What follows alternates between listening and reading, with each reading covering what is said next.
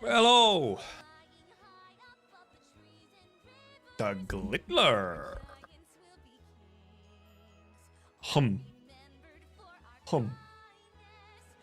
So look, I pinned the Discord links in chat this time. Insane. Also, I have... Can't see, wait.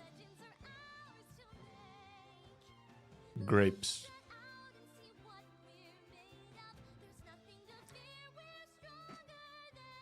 There you go.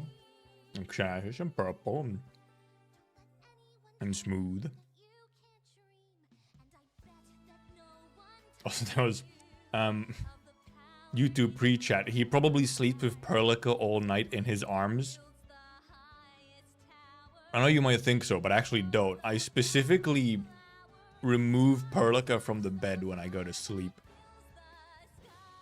Both for space reasons. The bed isn't that big.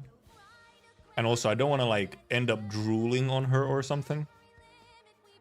Or just sweating on her, especially once it gets to summer and it starts getting hot. Yeah, I don't, exactly. I don't want to stain her. Like, I don't want to stain the pillow, so. Drool? Yeah, dude, sometimes when you sleep, you just kind of, you know, it happens. What's IS5? It's the roguelike for Arknights. True, the chat just, and it does just say IS5. Like, if you're not in the know for Arknights, then it's just like, huh? Are you still? And Alessandro and Master Swish. The faith of a decorative player. Tape your mouth before you sleep. Well, so true. If you duct tape your mouth before you sleep, you can do anything. It's true.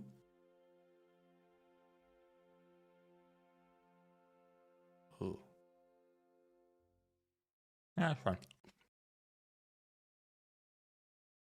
I should go next MD IS5 to remove confusion, to imagine. Actually, wait. Wouldn't it be IS6? Wouldn't it be MD6? Aren't we on MD5? Get it twisted. Duct tape your nose too. Get it twisted. Duct tape your nose and mouth before you sleep.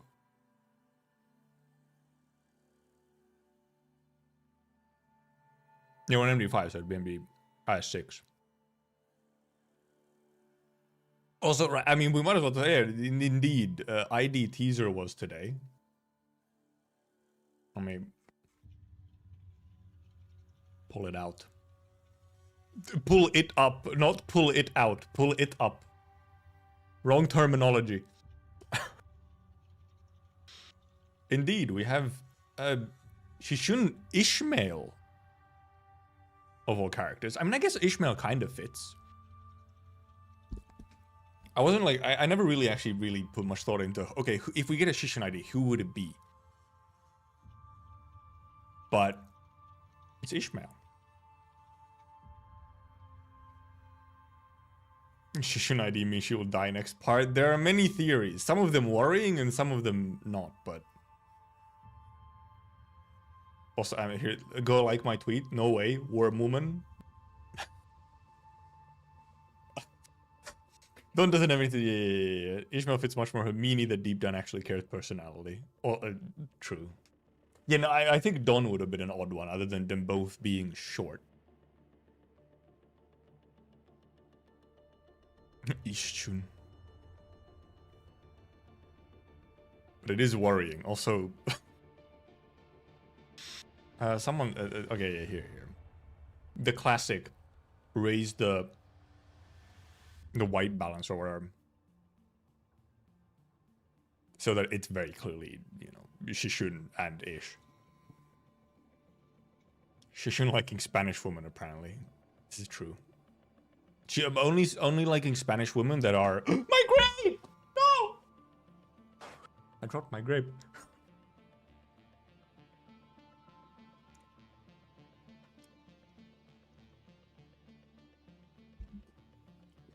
Shishun only likes Spanish women that are very strong. Don't likes Korean women, Bari. Guess?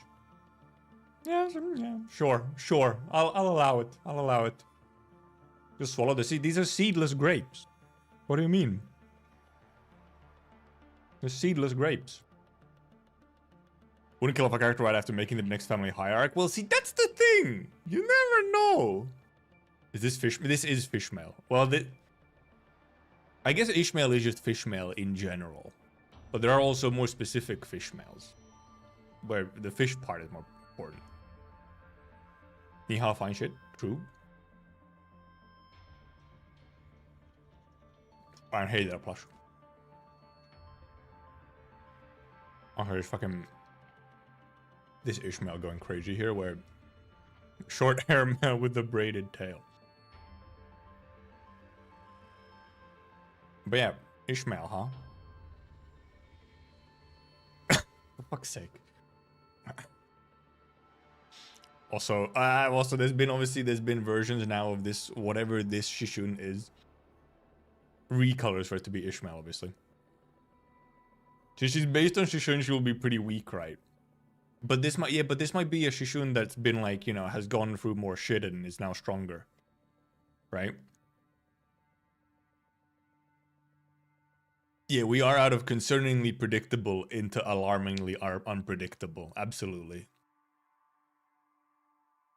Pitch Black Darkness, we should probably say goodbye to prophecy from here. Not wonder how many uninvited guests we'll get tonight. Because I'm wondering... I actually haven't read... Maybe I could even do that quickly here. I haven't read a lot of the... Or I think any of the Heisho Pack Uptai stories. But I think, like, in those, the Honglu's doing, like, some wild shit. Like, Honglu, like, Guild Chacho or something. And there is a sea bench, Mao, yeah. So I'm wondering if... I mean, well, seemingly, so is, like, are the sea branch Maos under Shishun then? In the sort of ID story parts? And then seemingly... The Mao branch... are under Hongus, but only after under Hongus, after seemingly Hongus got rid of Jacho. Or Jachu. It's Chu, isn't it? Imagine if she allows assist attack with S3 summon absolutely fucking broken. Surely if we get a Lin Dai Yu, what if, because if we get a Lin Dai Yu ID, possibly, maybe, you'd think the assist attacks would be on that. Like, she herself would do assist attacks. I do wonder what the... I mean, it's probably going to be Rupture of some kind, and maybe there's some synergy specifically with the C branch Heishos, since one of them does seem to be in the background, yeah? And it might be that in this ID storyline or whatever is... you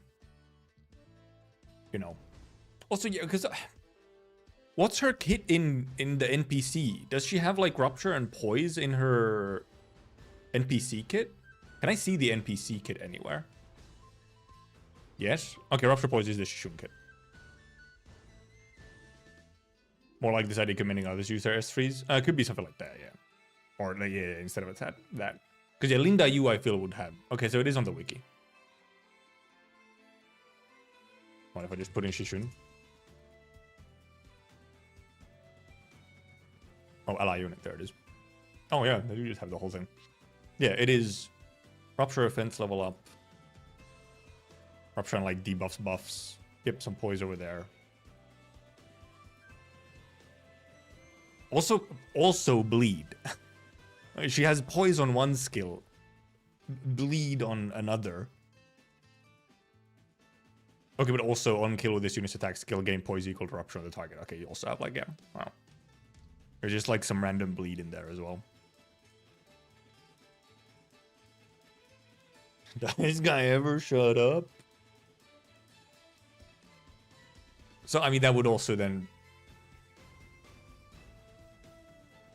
check into, I guess, at least in the within the ID timeline or whatever, would be controlling the C branch of the Heishos. And hopefully has some like cool synergy with them in some form. Yeah, this is Shishunaidu, cool dog. Literally teased today.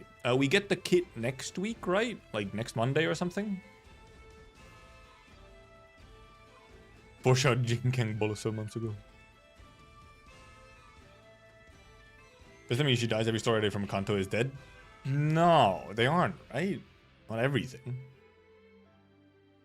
I mean, no, I don't know, because for example, Ahab is alive and Ishmael has an Ahab ID.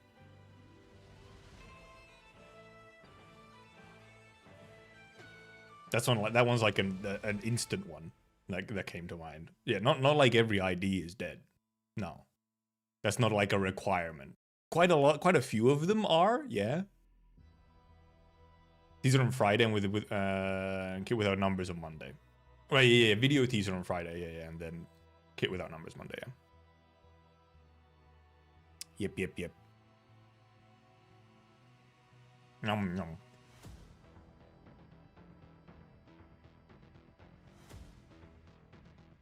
Gone to 50-50 now. Shishun is in like the Schrodinger's situation. Actually, it's just actually Schrodinger Shishun. She's either dead or she's not. It's almost like both parts are just as likely at this point. And Julia's like, huh? What's gonna happen? Also, is the music level decent? Though some of the songs are way quieter than the others. Like this one is loud. Are we gonna yap about the 26th of May incident? We might as well. We have time here. But hopefully she's good. I'll do my cheeky 10 as usual. Actually, except indeed. I think I've now realized that I should be doing. This was said during when we rolled for Faust. That clearly I should be doing cheeky 20s instead of cheeky 10s. It's incredibly real. Yesterday evening or something. Yesterday evening, I was just kind of bored and I was like, I'll do another 10 on the Gregor Rodia banner, and I got Gregor.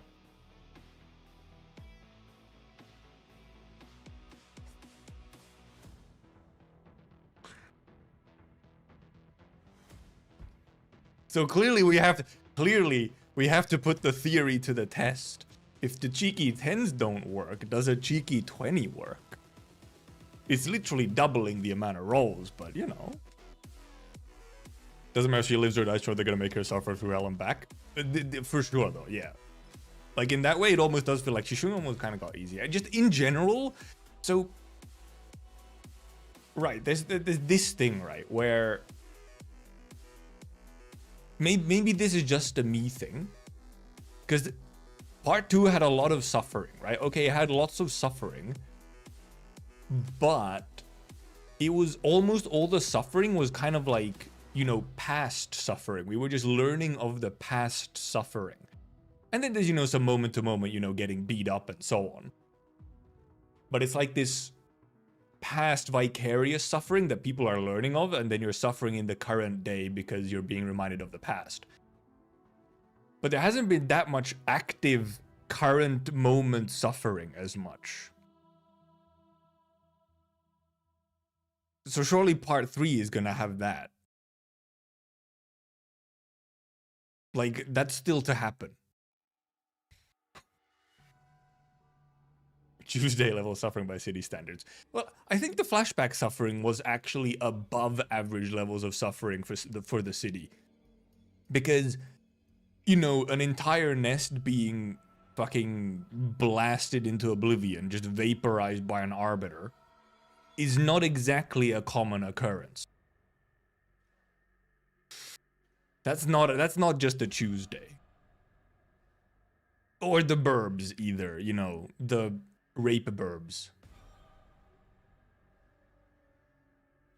So that particular set of suffering, like the stuff that happened right there, it's just that one specific incident that is like uncommon. That's like a Saturday type of suffering, you know, like, ooh, a party Saturday. A lot of the stuff before was kind of more normal. That's like more Tuesday, but Wednesday type of suffering. You know, it's like, yep, terrible, horrible human experiments and all that, and everyone just kind of dying around. And my bets for Wall PP? I don't really have any bets for Wall PP because next Walpurgis, if they keep the alternating order with Ruin Lobcorp, The next one should be Lobcorp. I feel like I don't know Lobcorp well enough when it comes to like the game part of it to really make much guesses on what would happen. For Ruina, I can actually be like, oh, or for Ruina, I can be like, I would like to see this, or this would be cool. For Lobcorp, I don't know the game part enough. Other than, okay, yeah, you could possibly make guesses on who gets something in like the sinners who get something. Boss Merceau and someone third gonna get something. But yeah, it's probably, well, you know, 2 IDs and an ego as usual. So prediction should be Tippereth floor. Oh yeah, have they gone by like floors? They probably have, haven't they? Boss gonna get an ego. Would make sense since she, you know, just had some IDs. And she already has an Walpurgis ID, so. Merceau long overdue for it. Yeah, wait, isn't the last Merceau ID streamer Merceau? Or was there one after that? Went through Malku, yes or nets, okay.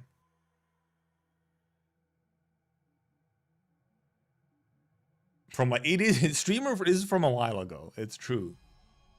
A streamer is in my Rupture team.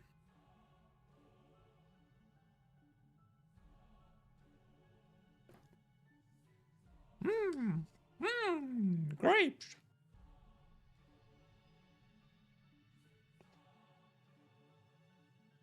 But yeah, we'll see how the Shishun idea is. However, they can do something incredibly funny, but also like sad funny, which is this S3. Which actually, with Gregor having a single coin S3, it's even more likely that they'll keep like a single coin S3 on the Shishun ID.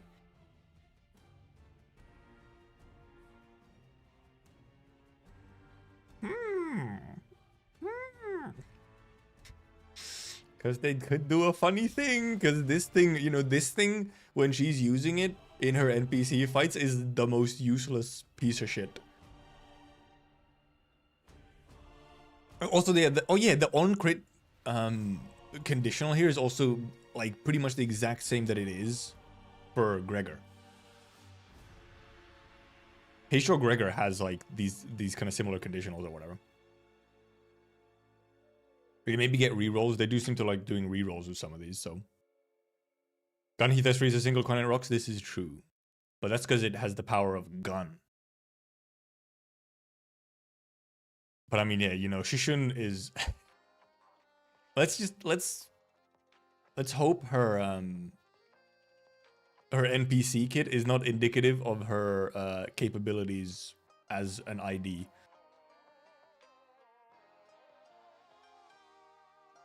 You can't let a target image do the most negative effect for attack rate and base power bonus. Oh yeah, it does have these. It's true, it does have these things. Oh yeah, because also yeah, coin power +5 actually is quite funny. Probably not gonna have that much, but.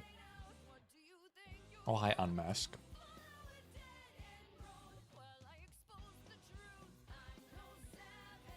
So we'll see.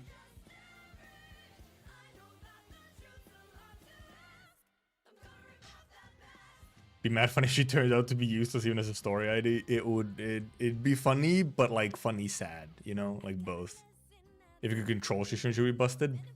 It's a lot better for sure. And there is like a lot. It's just a crazy amount of like buffs and debuffs. Like look how many fucking there's so much text on this 4-coin skill. Yeah, you have the 5+ negative effects, coin power. Also, you get 12 rupture, you just get 2 coin power. Plus, this is how you're going to be weaker side due to being PM being cautious and Wildfrost. Very honestly likely, yeah. They might get a little, at least for a bit, they might get a little careful. And then, you know, we get Hongwoo's Capstone ID, probably, so. Offense level up poise equal to rupture. I wonder if she'll get this thing where it's game poise equal to rupture.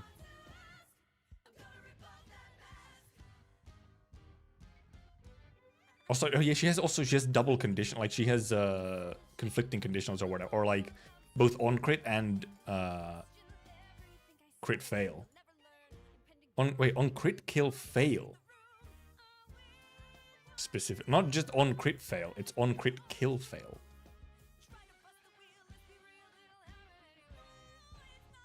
Interesting. Please be a manager QA team. Yeah, I mean, they did just straight up admit that they did not test her enough. They did not test Faust enough. Imagine if Ishmael Shishun has a status effect that's just named Worm. Okay, but... See, this thing is, it already exists. Where is it? Where is Ishbel? It's not here? Where? No. It's just in a different spot. Where is it? You have 100-footed death maggot, ego. It's centipede venom or whatever, sure, but it's kind of like a worm. It's a maggot instead of a worm. So technically there is sort of a type of worm. The Foster has me so confused. Wanted to nerf and give full refunds for whatever you possibly could have spent on her banner, and community got super angry anyways. So originally, that's what they changed it to. So first it was, we're nerfing Faust and Sinclair, and here is a guaranteed 3-star ticket and 300 boxes for anyone who got Faust. And then an hour later, apparently Kim Ji-hoon learned you could do this, and he said, "Oh, we'll refund anything that was used to roll Faust before this deadline." And then an hour after that, they pulled the nerf and all the compensation back, because obviously you're not getting compensation if you're not nerfing. But then they also, just for the confusion and the back and forth, they still are giving us some stuff. That's the exact same situation with Ring Sung IDs with pretty tame power level-wise for 3 months. So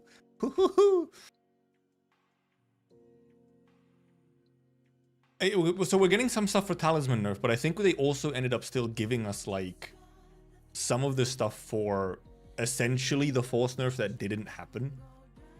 Let's go. Where is it? Let's go review. What is the most? It's here. Let me open up this in browser.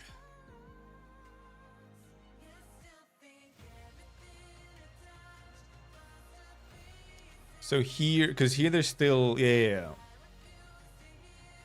Okay, well, okay, it's due to the several that occurred today and the adjustment regarding Regis Sinclair will still be getting 1300 lunacy and a 3-star guarantee ticket.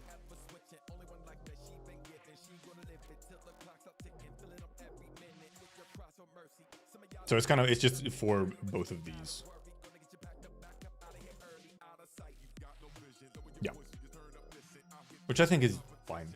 And because the Talisman nerf was needed. They did promise to never nerf a new ID after release, or I can't remember the exact wording that it was back then. I wasn't around for when it actually happened live, but promising to never mess up. Whereas more is kind of yes. It's just promising hey, if we mess up, we'll just deal with it instead of going back and fixing it. Because the promise is to essentially just not nerf new units, or was, and I mean I guess still kind of is. But I am glad, however, that even if they went back on the Force stuff, they're still keeping the Sinclair nerf. Because the Sinclair nerf also, however, indeed, I think was genuinely the more important one, because that little blonde boy, that one blonde boy was controlling the entire kit design for everything Rupture. The entire status of Rupture was beholden to one blonde boy and his passive. And also, yeah, they do have now that he did say that they'll actually conduct surveys and stuff before trying to nerf, which is one good way to go about it, I guess. I think most of the surveys will be don't nerf him, but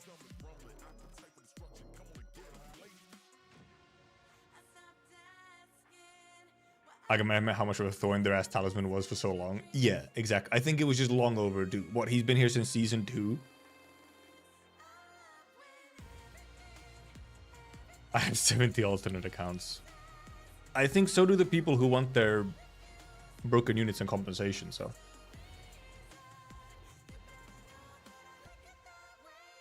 But yeah, for sure, the red sheet, the Sinclair nerf was very much needed. I mean, now he's been like completely gutted. Like if you actually read the changes, it's like holy moly. He's almost actively detrimental now. At least right now, like with the units and rupture types that we have, he's almost actively detrimental if you actually try to use him. The support is still okay. Like the support is like, well, the support is just there. It still works. It's just not, you know, absurdly strong. But yeah, and Minerva correct. He can become useful if we just now in the future are getting more units who have much higher count, which would make sense in the season that seems to be about rupture. And also now that they don't have to worry about giving too much count because they don't have to worry about the Sinclair talisman hard carrying potency.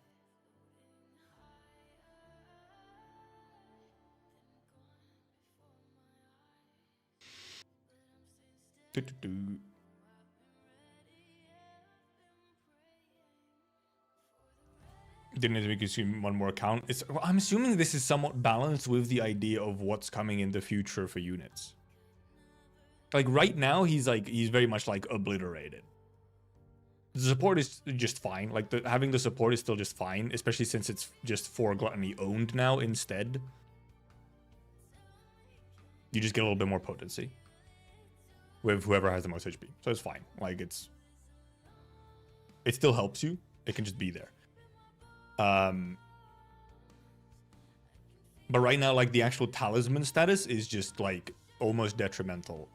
But my guess is that we're gonna get units that fix your count, so that you might actually be positive on count, and then you might want to even try and use it. But also, I think it's also, however, I think what is frankly more likely is that we just get good rupture units and you just don't use Sinclair because he doesn't necessarily bring enough. Like, we're gonna have rupture units who don't give you the talisman, which might be useful if you have enough count, but like they're probably just gonna like clash better and just like have better skills overall, just do better damage by themselves, compared to Sinclair, who you kind of just want there to apply some talisman and then leave. Or possibly we might indeed get some units or some other egos that apply the same talisman as Sinclair does, and is maybe not limited to Sinclair anymore. So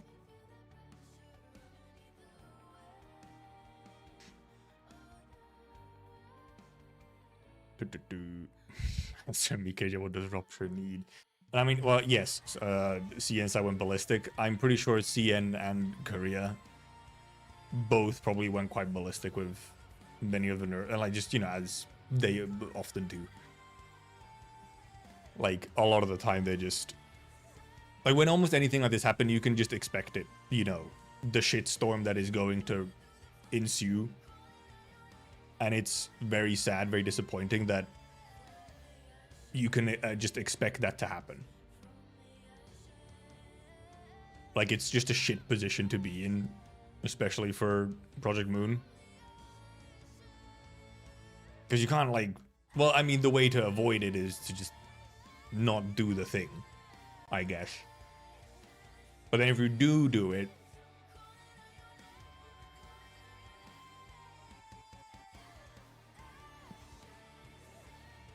and yeah, because that's the thing, right? CN was super mad about like one of the Ruin endings, and probably partially because of that, Limbus does not have an official CN release, which also makes it, you know, then the fact that CN is losing their mind over something And it's like, you don't even have an official version of the game, and you are then essentially hopping over a border to have a shitstorm.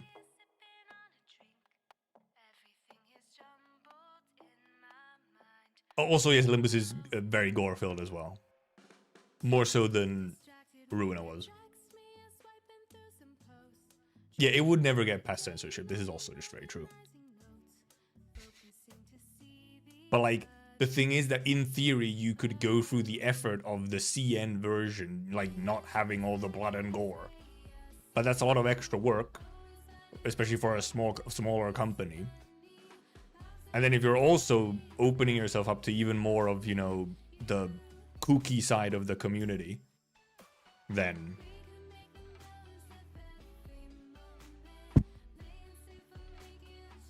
And also, Limbus probably just wouldn't want to censor themselves anyway. Like,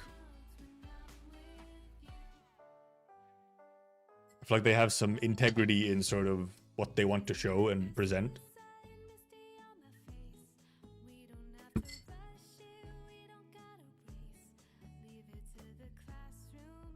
Umbrella Corp. We will rupture. Oh, we will get rupture going a part of it. I would assume so, yeah. Didn't we already have a rupture? Wait, isn't the Don Ego also rupture? Is the Don Ego rupture? Where's Don? Don? I'm blind. There. Where is it? Oh no, it's red sheet, not rupture. It's red. Well, I mean, it has rupture as well. Because you get twisted curse talisman, different talisman. This is pretty good. I used this during a floor 10 MD run that I was doing with rupture. I can't remember what to do. The main thing, however, is that it clashed really good when I was using it for the floor 10 run. So my...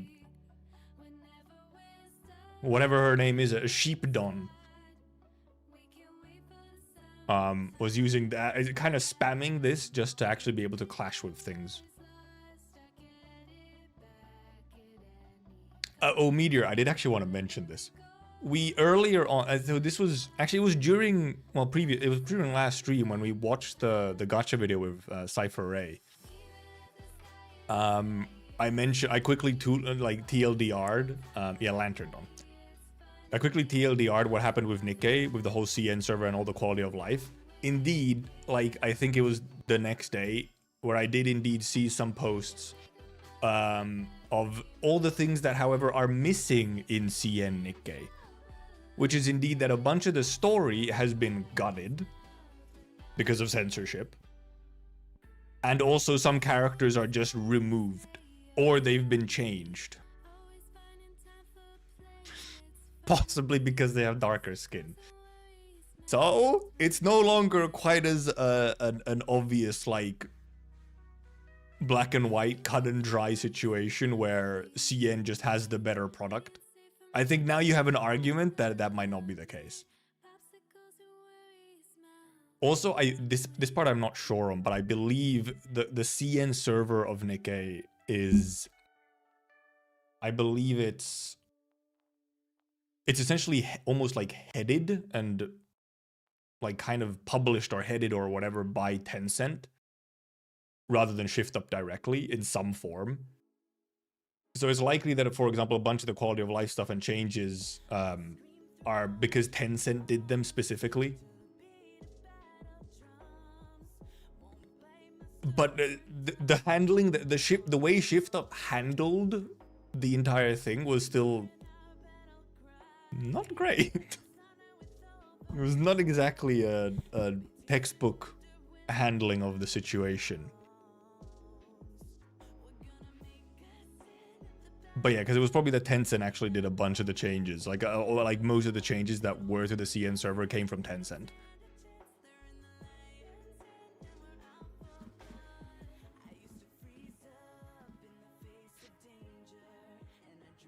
Oh boy, they're self-inserts and interacting with male characters.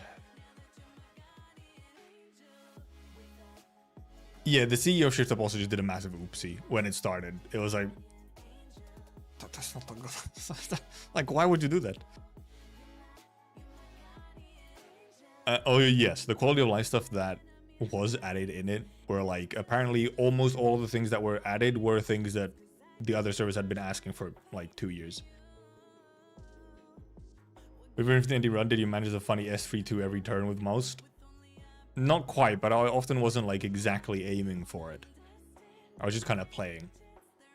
But there was a lot of S3s and S4s.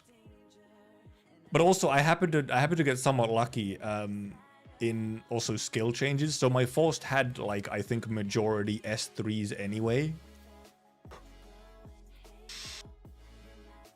So, you know, I didn't even need to like use the assist defense like shenanigans for it, because I could pretty much just use an S3 every turn anyway, just because I had a bunch of extra S3s.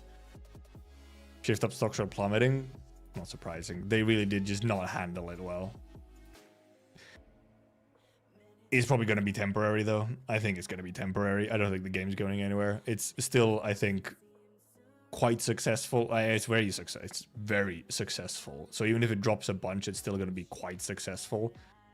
And I think also if and when players learn that the CN server is maybe not as good as it initially seemed, then I think it's going to calm down a whole lot and people aren't going to actually care in the long run. So I think that's what's going to happen. Because also, like, well, you know, because, you know, I mean, we all know what Nikkei is like, but it still has, you know, the set of people who are like, holy moly, the story is crazy, it's super cool. Which, sure, it might be. I have no idea.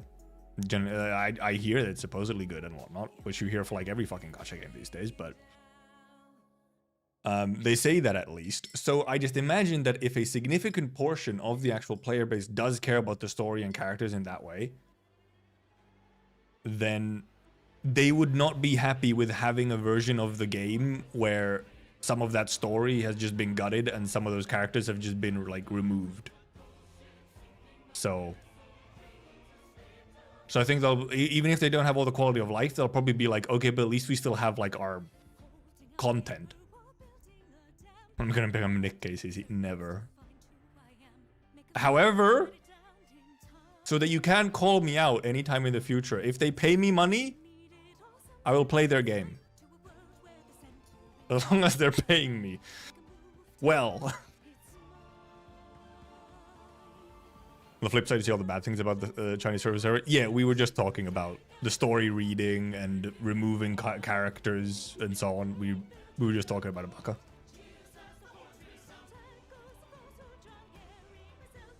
Someone who has played Nikkei story, the story is good, but there's a lot of problems with its writing.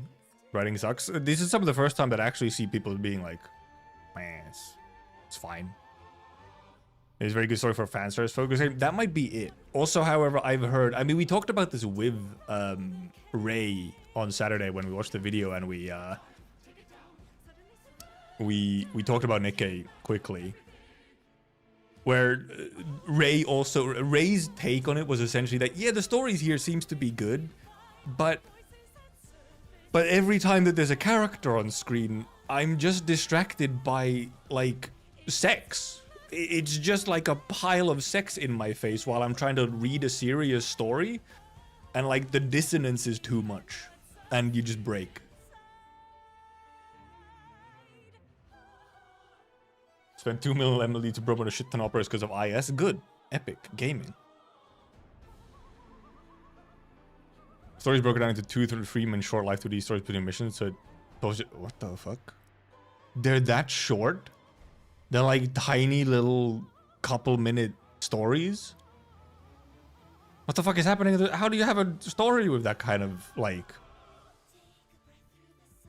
presentation? How'd that work? Like short stories? What the hell? Curious the quality of life seeing Nikkei will come eventually to other servers.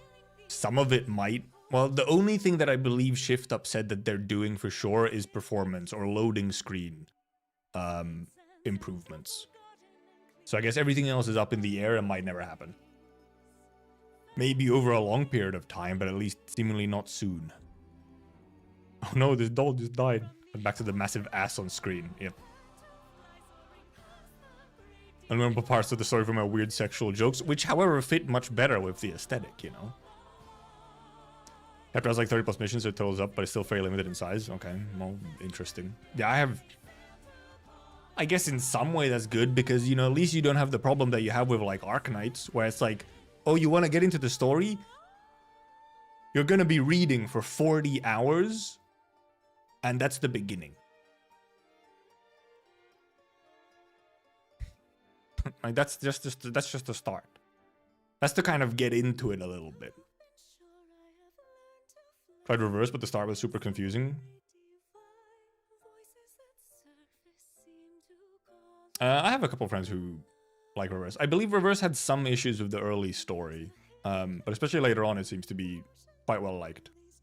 I don't know about the gameplay or animations, that sort of stuff. That probably would also be better now, I assume. Because also,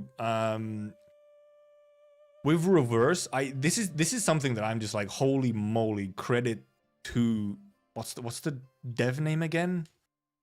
Bluepock? Is it Bluepock? Yeah, Bluepock is the devs for reverse.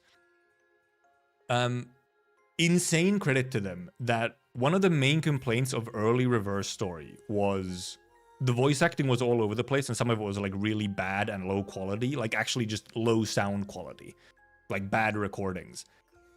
When they redid some of the dubbing like a while, like when they sort of refreshed the dubbing, like they started doing it all over again, they went back and did all of the early story as well. They redubbed the beginning of the game. Instead of just when they updated their dubbing and like, you know, kept going from there, instead of just doing that and leaving the early as it was, they went back to redub all of it. Like, I just get the feeling that the devs love their game. Yeah, purple. Like, they seemingly just love their game. And, like, Reverse does not make, like, a huge amount of money. Like, if you look at the monthly PvP numbers, Reverse is, like, not really super high. And there seems to be, like, just a lot of super free-to-play friendly stuff in it. And just a lot of really, I feel like, really nice quality of life stuff. So they just seem to love their game. And clearly it's just, you know, it's making enough that they're you know, alive and probably making a profit at least. Sucks personally because I have a bit of a hard time getting into it. Yeah, that's the thing. I'm not sure if I could actually get into Reverse myself, but I appreciate it for what it is. Like, I look into Reverse from the outside, and I guess kind of like what I see in like it's like appreciating. I look at Reverse the same way you kind of look at like art in a museum kind of thing, where it's like, this isn't necessarily for me. Like, I'm looking at this piece of art, it's not maybe for me and I don't fully understand it, but I mean, dude, someone put a lot of effort and love into this piece of art, so I just kind of respect it for that. That's how I look at Reverse. There's a lot of cool ideas and designs, and the, you know, game seems to be very kind to the players.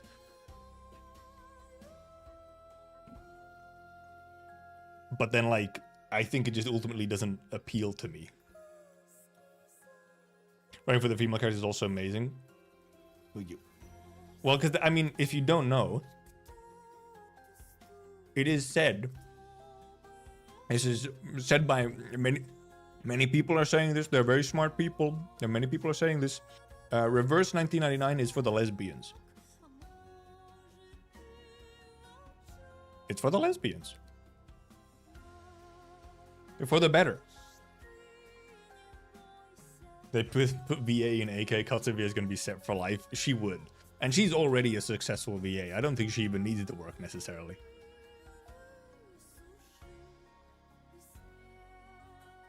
But also, Kelsit hasn't... Like, Kelsit yapped a lot earlier on in the game. She hasn't been doing it that much these days. Also some spoiler reasons why, you know. And yeah, because I have seen some of the, at least some data on the gender spread on like reverse, and it is mostly females, seemingly, at least on some social medias.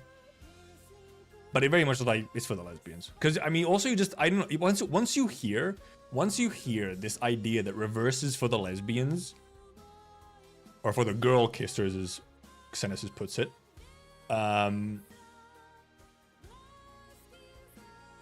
Some things kind of start making sense, like just a lot of the like design language and stuff, and how a lot of the girls are designed and so on, how a lot of the characters are designed, and just some of the aesthetics in general. You start thinking, oh, I see the vision. It's for the lesbians. Girl kissers is a lot more broad than lesbians. Yes. But it's also because all the characters, I believe a lot of the characters in the game are girl kissers, and most of them are girls. So, you know, it's a game about girl kissers for lesbians. For the most part. But there's some cool guys in there as well. Also some cool dogs. And living TVs. And an apple. I don't care anymore about Ian gacha videos. Feels like 85% of all Ian gacha videos are British. Or is British. I'm tired of it this. Clearly you have to go into Hoyo games or something where it's a lot more Americans.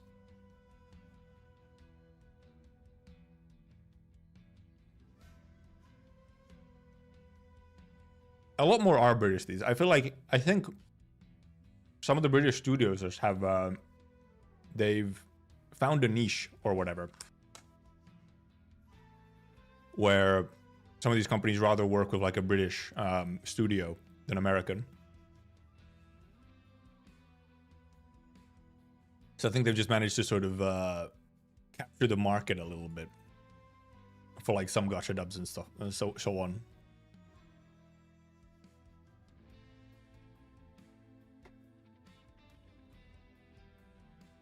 Finally getting another character. One is a squirrel. Hell yeah. Squirrel.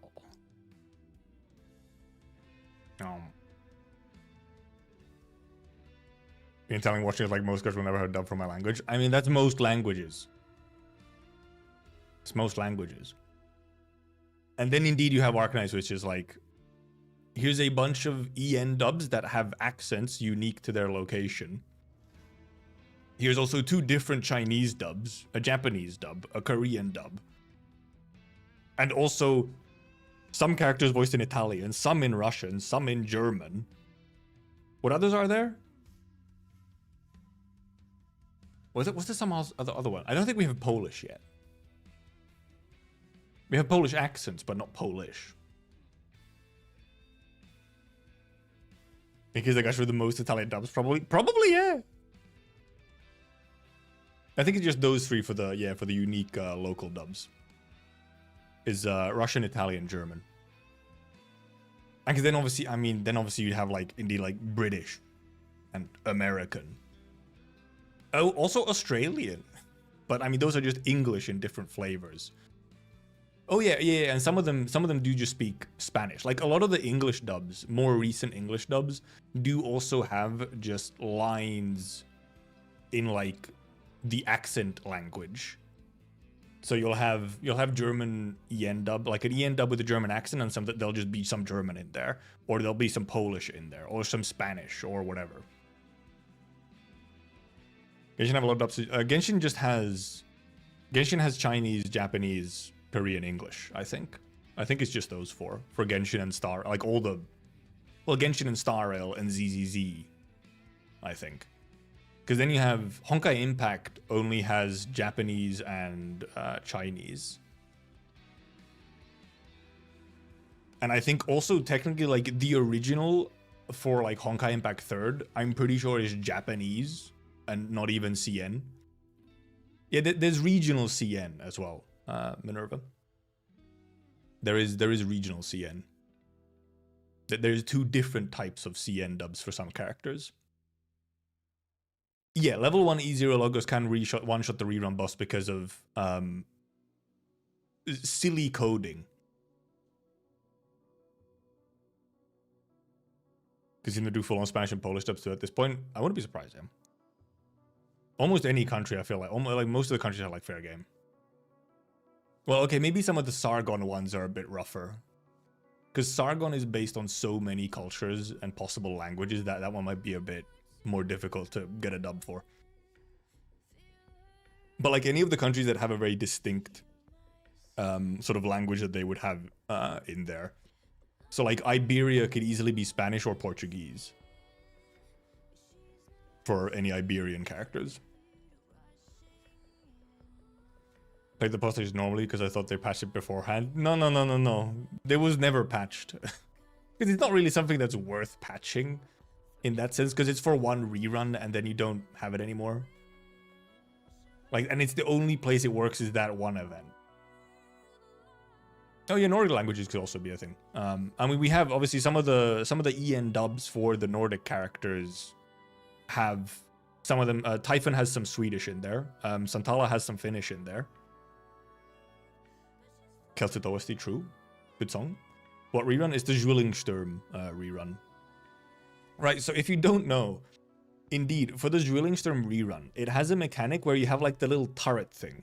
There's a little turret that moves places around the map, and then if you put down a little thingy on the ground in range of operators, they'll hit the thingy and the damage will be transferred to the turret, and then the turret shoots out little balls. But the thing is, this has a very interesting interaction with Logos S1. Because Logos S1 has the execute mechanic, where anything below a certain HP amount essentially gets like instantly deleted, like they just disappear.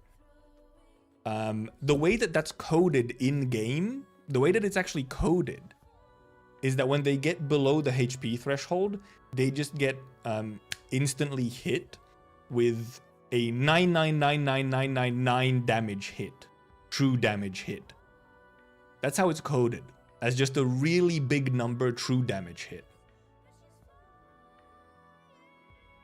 So then what you can do is once Logos S1 is going, you can put the thing inside of his range and then instantly delete it, like instantly retreat it. And it will essentially, it will register it as the execute damage, which will then make the little turret blast out a 9999999 true damaged little pellet, which will indeed delete anything it hits. So you can just completely delete the boss instantly with Logos S1. And you don't need any levels of him. It doesn't matter. Yeah, no, the code works as intended pretty much all the time, except for every now and then a very funny interaction. Do you have the AS unique songs in your playlist? I think all the ones that are available on Spotify are in the playlist. At least most of them.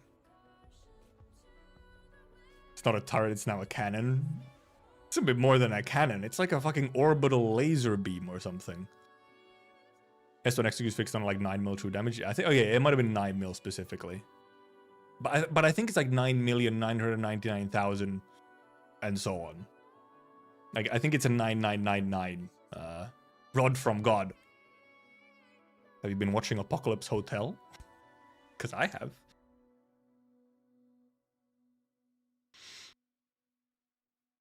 Or is that just a coincidence?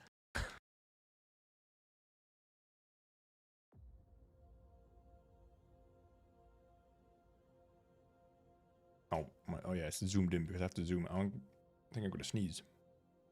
Can I sneeze, please?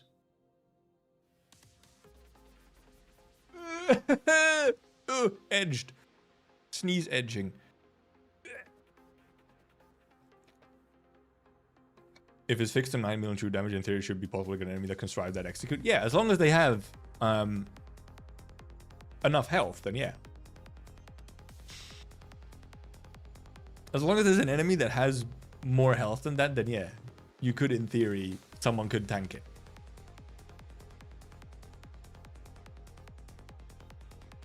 But also you need this specific little interaction with the turret as well, because otherwise, like, you know. Oh, Jesus Christ. Also, yeah, Challenger Gaming. Christ. Dude, I fucking hate it when you get just sneeze edged, man.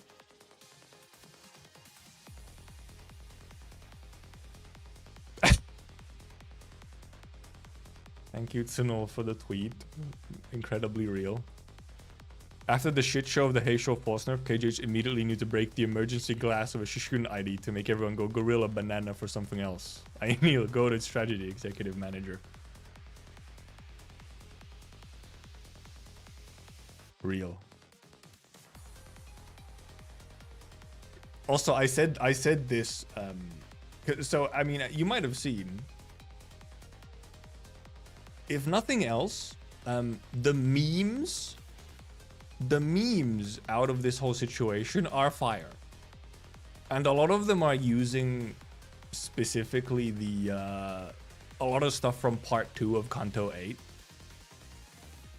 So I think it's pretty crazy how Kim Ji-hoon waited until part 2 was out before causing another drama just so that we had more ingredients to make incredible memes with.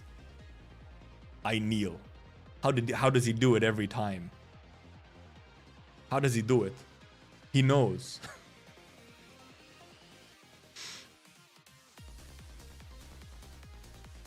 Silly. Chinese Kanto, he made the Chinese mad.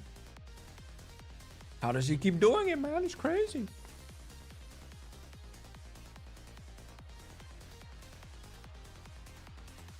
I kneel for peak as well. I would like that. Funny tweets and all.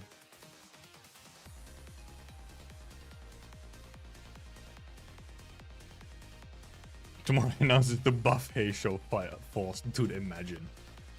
Imagine. Oh, that would be silly. That would truly be some silliness.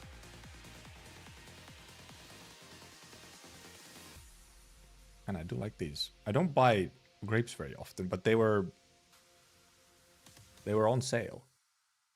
Oh, oh god. Now I just have a big old plastic box of grapes. Yummy. Give me a second. Oh god, Christ. Flashbang.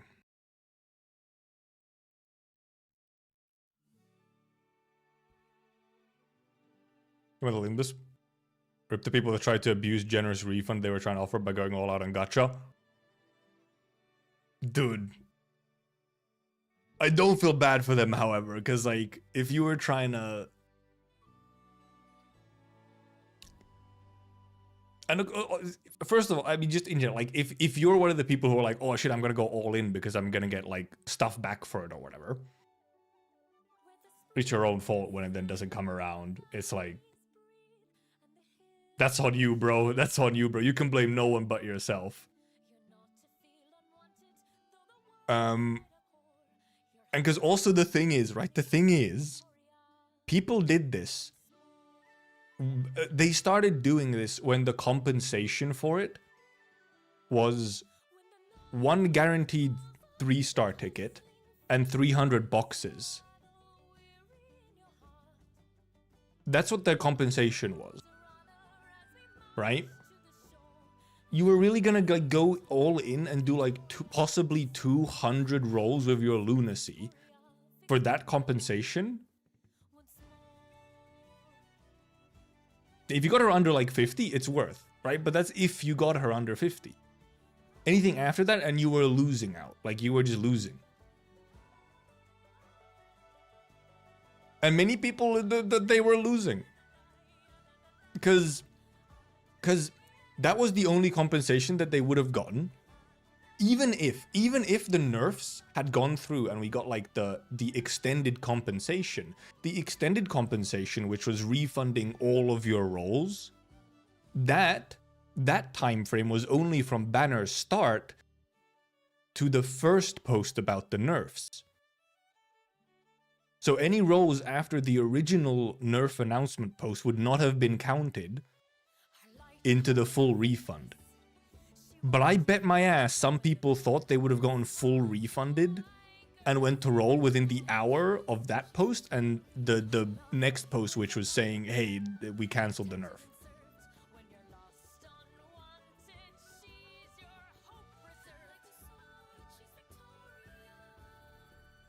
Like,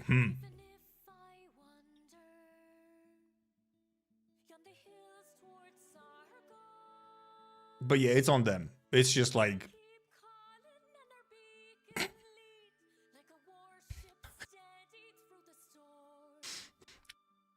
Those people you can laugh at. You can just laugh at them. Maybe I'm not going to pull for Force just because it was the same as Ring Song. Many such cases. I would have rolled on Force no matter how strong she was, but you know. But I also got her in 20, so I was all good. So, like, I mean... it's an incredibly messy situation, because it's like, I mean, it would have been nice for them to do the nerf, but then ultimately, not having the nerf isn't really, like, the end of the world. Like, out of the two nerfs, like I said, the Sinclair was, like, way more important. Having one unit that is just by themselves stupidly strong is not as big of a deal as having one unit that affects every single unit in that niche. Because essentially for Force, you can kind of take the idea of, well, it's for anyone who does play Arcanites, it's just like a Wishadel situation. It's like you have this one unit that is beyond busted, who is essentially easy mode, and Force isn't quite that even. Like, Force isn't just gonna solo clear everything in the game for you. But yeah, like, the one super broken unit will not destroy the game balance, ultimately. But something like Sinclair can actually break the balance if an entire niche is reliant on one single thing. Yeah, as long as they're not balancing the game around having these units, then it's really indeed does not matter. Yeah, Sinclair did break the balance. Like, just straight up. And has been breaking it since Season 2 for Rupture.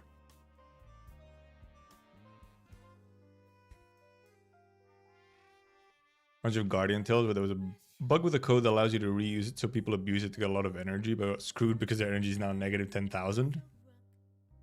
This is a surprisingly common thing where some kind of bug is indeed like where you get like extra energy or stamina or something, and then people go into debt once it's fixed, which is very funny.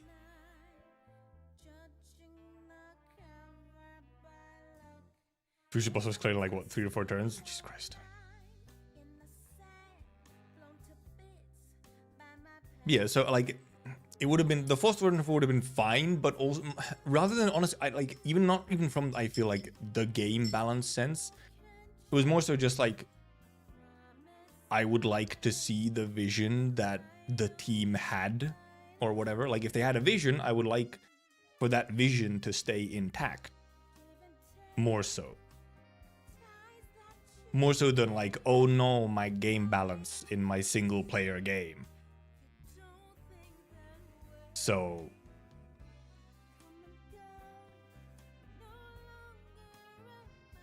like that's more so it. That's the part that I like cared more about rather than just the fact that she was broken. Yeah, there was some, yeah, there was a furniture bug, or it's not even a bug, it was just like a mistake or whatever. Yeah, well, there was a furniture you could like buy or craft or whatever, and then when you sold it, you actually got more furniture parts back than what you used. So people abused it to get a whole bunch of furniture parts for their dorm drip, and then they went into debt once it was fixed. Yeah, Infinite Nikki also had like a people went into debt thing, but they also they fucked it up. They fucked it up by accidentally removing currency from people who should not have been punished. So they just like fucked up the implementation. Imagine how the Rupture wins would have been if Talisman Sinclair wasn't released. We probably would have a very different looking Rupture like situation if Sinclair hadn't existed for what? Year and a half, like a year and a half more? Yeah, oversight cubic, yeah. Abuse of the system, abuse of RR2. Almost 2 years, okay.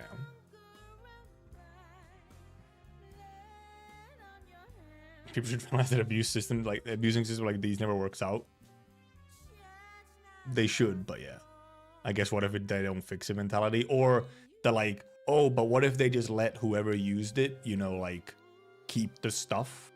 Like, maybe it's not that big a deal and they won't take it away.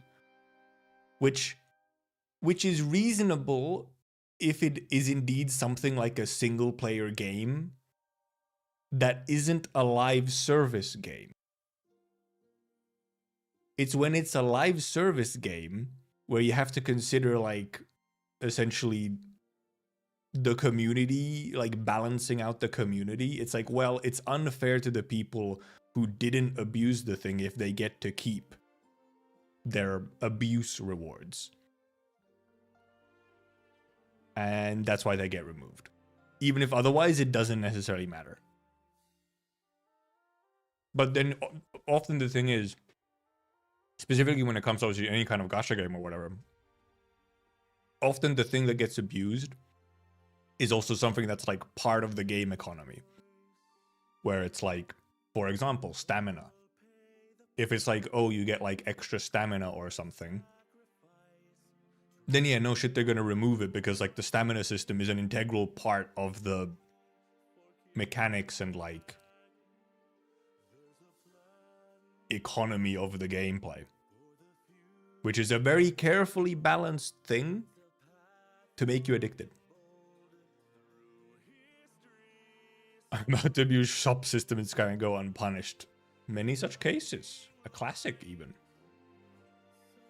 Okay, so there was an RR2 bug where you can get the rewards over and over again. Yeah, that would be the kind of situation where indeed they'd remove the stuff and you'd go into debt or something. Get a V2 removal just for a joke like Tunnel did. I mean, I could, for fun. I have nothing against having a VTuber model. I mean, I had a fucking PNG model. I could even just try and animate the PNG if I wanted to.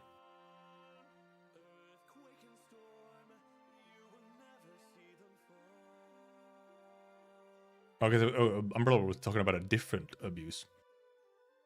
So are doing like one turn every boss. Well, yeah, like something like that where you can just like clear the content really fast because of like some bug or abuse is different to something indeed where it affects like rewards and so on. Hey there, Mongrel. Or HH as you are on YouTube instead of Mongrel as you are on Discord. Playing Doom, the new one. Also, while we're here, did we do connections? I thought we could do connections while we're here. Jesus Christ, this fucking page is really bright though. Most people don't get more overall than they should be fine. Yeah, like that's usually when it gets, is when stuff is removed from you, is when it's, you know, any kind of reward in a live service game. Is there a dark mode? Jesus Christ. There? No, not there. Oh, that's right there. No, that's the hint. I can't find that. I'm gonna need to be logged in. It's fine. We'll survive.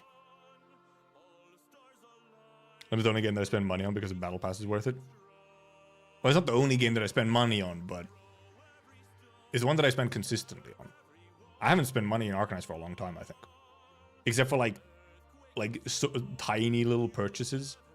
Is it in top left? It might be.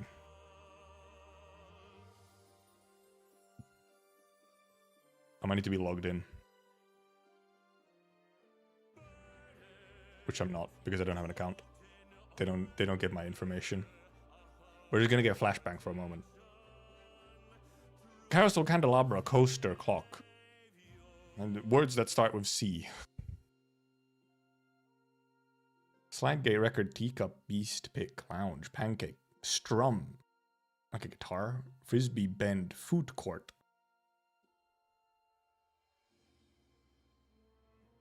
The Dulls. I have 223 primes. Sheesh! What do I do all of this? Save it for skins. Meanwhile, I'm currently only at 88. I don't know how this has happened. It's horrible. What is this NL stream? It's real. Surely it can't be as simple as fucking words that start with C. Right?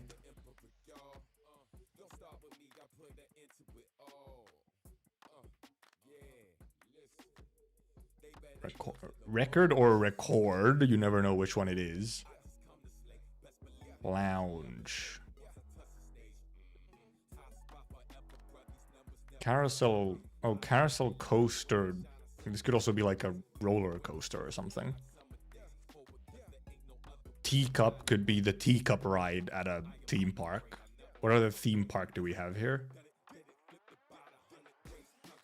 Slide, I guess? This could be theme park rides.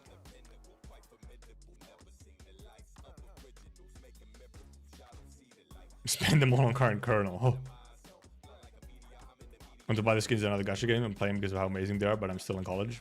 Yeah, that is one that obviously Arkness is a thing where, well, there's like a whole big part of it is the fact that you can get skins with your just playing the game.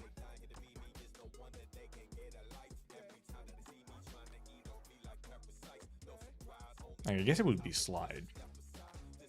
I guess you could actually. I guess a food court could also be if it's like a attractions at a theme park or whatever. I guess you could have a food court at a theme park. Frisbee pancake. What is it, like a flat thing? Frisbee pancake. Not really anything else that fits it though. Oh, a record. A record. Or you could also have like some stuff that spins. Record, frisbee, carousel. But that doesn't really seem to be a fourth one for that one. What's the best pack value-wise? Usually the special packs that come every now and then. Out of the normal packs, it's like the monthly or whatever.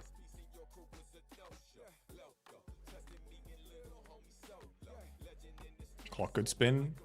It could. But it's like kind of a different spinning, you know, rather than like a record or a frisbee or a carousel, right?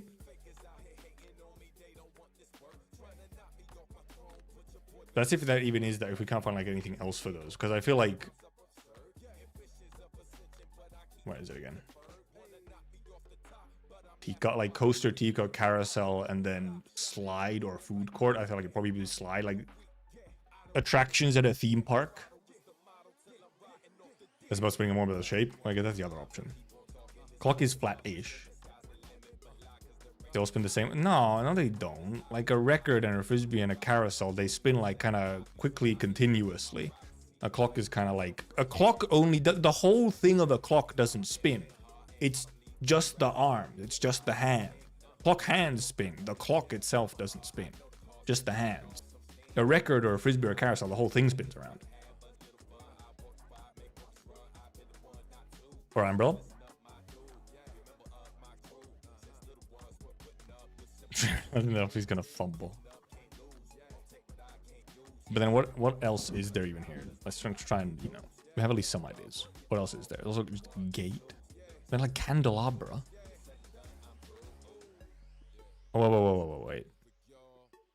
Beast, candelabra, teacup. Teacup. A clock. This is characters in fucking Beauty and the Beast. It's the Beast, the clock, the candelabra, teacup. It's Beauty and the Beast. Which, however, takes out the possibility of theme park stuff, because teacup is used up on that. But they're about to get like yellow first, dude, probably. This one does now seem kind of obvious, where it's, you know, Beauty and the Beast. Then you have like, you could have record, pancake, frisbee, and a coaster. Like these are just flat items, like round and flat.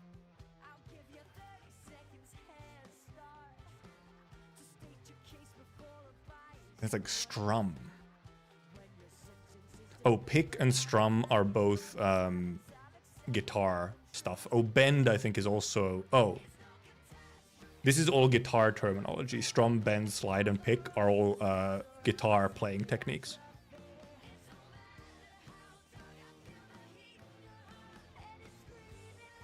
And then if we just assume that we have Beauty and the Beast. We could assume we have flat items. Pancake, coaster, frisbee, and... the fuck was it? Record. What do we have? Food court. We have food court, lounge, gate, and carousel.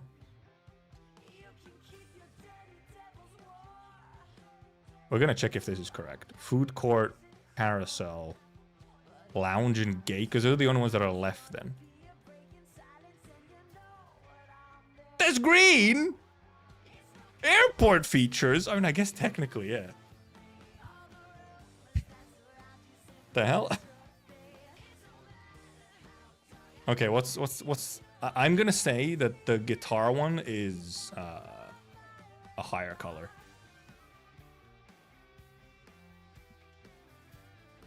Okay, it was blue. I guess it is technically airport features is kind of simple. Like, I mean, the beast and stuff has to be like the last one. So it's got to be like it's coaster, frisbee, pancake, wrecker. Like it's just flat items. What do you mean this is fucking purple? That's purple? The Beauty and the Beast one was purple? Dude! No mistakes, but what the fuck? I could have had purple first. I thought purple was so obvious that I didn't put purple. Purple is the hardest.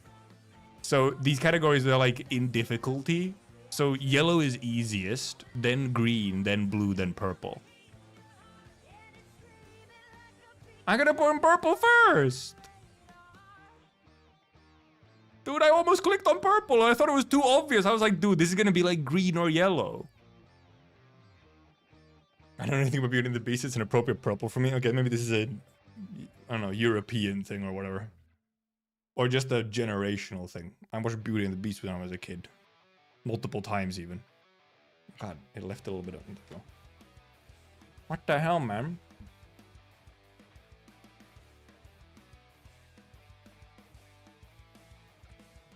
That's fucked up, man.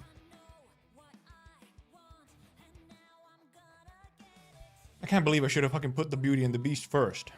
I thought, like, once I saw it, I thought it was so obvious once you saw it that there's no way it would be purple. Well, some location differ. Actually, what we're gonna do first is Arcanite's Duel.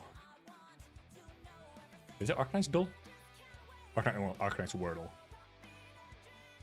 We start with Shining. A female, not infected.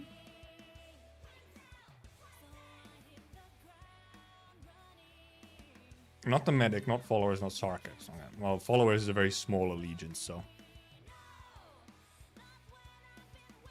Obvious once you see it, but very hard to see in the first place. Maybe. Because, I mean, what was the other option we had for it? No. What was the other option we even had for it? We had, like... Well, the other option was, like, teacup, and, like, it was, like... Fucking... What was it? Amusement park rides or whatever.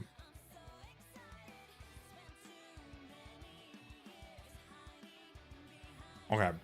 Female not infected. Lower DP cost and lower rarity. Doesn't tell us much anything at all. Oh,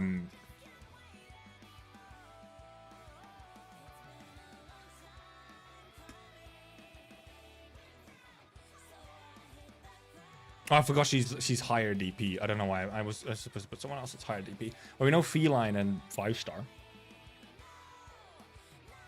We don't know allegiance yet, or profession, actually. Caster Medic are out. 5-star female felines. Knowing DP cost is insanely meta here, yeah. The DP cost is always where I'm just fucking guessing. I'm like, who the fuck costs what?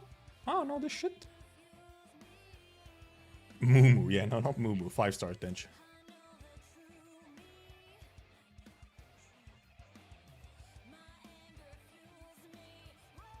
Female feline 5 stars. I'm trying to fucking remember. I guess you do have operator list.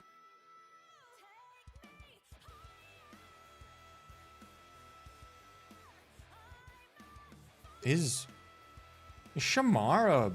No, but Shamara is infected. Because it's non-infected as well. Also lower than 20 DP.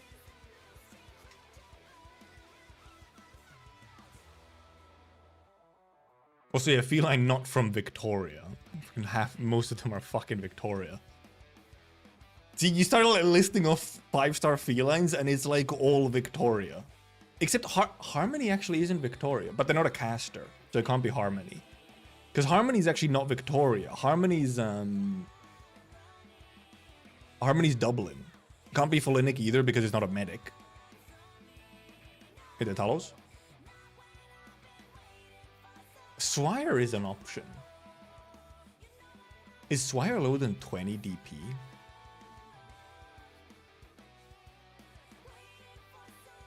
It could be Swire the No, it can't be Swire the Elegant Wit. It can't be Elegant Wit. It's fucking 5-star. Playfart is also another option. Is Swire... No, because Swire is not lower DP, I think, than 20. Or it's like very similar because... Actually, no, she might be lower. Is she lower? We'll try Swire. Exact same. It's even lower than 16? We're getting into the pretty cheap ones then. Clifford is cheap. Pramonix is also pretty cheap. It almost has to be like it has to be a Vanguard or a cheap supporter. Also, yeah, Cliff is infected, yeah.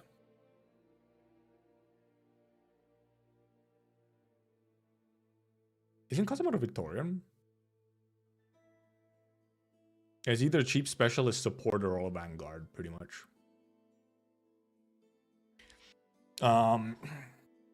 It can't be Cliff. In theory, except Pramanix might be like 14, 16 DP without any pots.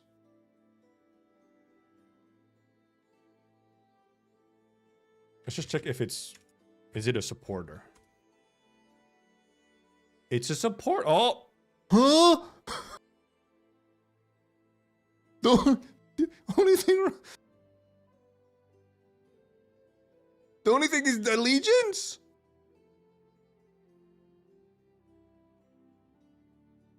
What fucking legions do we have? What the fuck? This is where it gets really fucky because it's like, what? For the support, oh yeah, this is a really common, like, Quercus? Could it be? Isn't Quercus Victoria or Dublin or something? Shamar is infected, for sure. What does Grey mean? It's just not. Grey is just incorrect. Yeah, it is true that it's funny. Like, Grey is just like incorrect when you specifically over here have, like, you know, red for incorrect. So a female feline, uninfected supporter, 5-star and DP 10 and 12. But a different allegiance. Oh, Jesus Christ.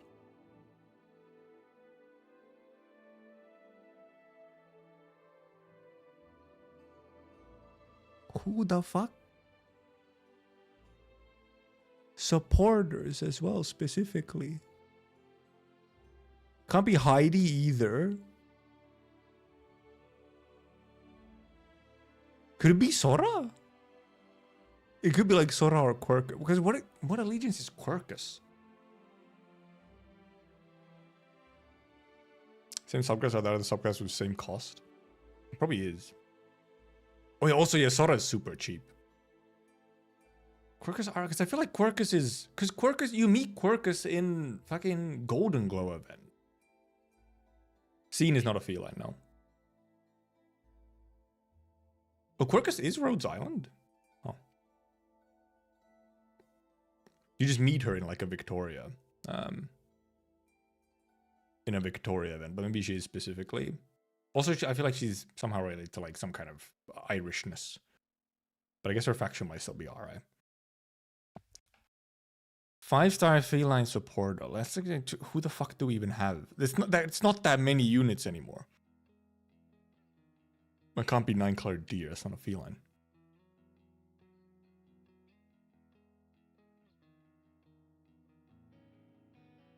Also, it can't be Sora. It's not a feline. Wait, is Sora... Wait, which one was Sora again? Is she a feline or a rabbit? No, she's a feline. What am I talking about?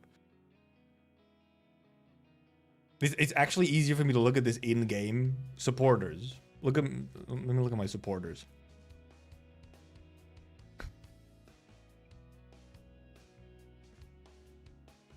Proviso? No, Proviso's a horse. I guess Quirkus probably. Is Quirkus the same DP? I mean, we might as well try Quirkus.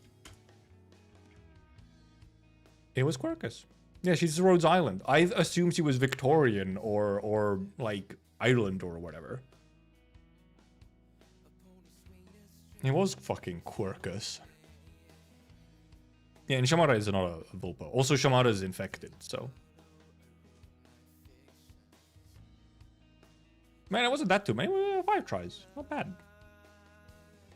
Honestly, half the time I feel the difficulty with Arcanite's Wordle is simply remembering every fucking goddamn character. Because, you know, it's like some more obscure one. You're like, oh my god, I can't remember these names, man.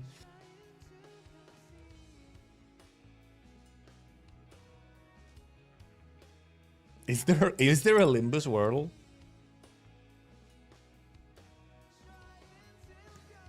There is? Oh my god. What even is a Limbus Wordle?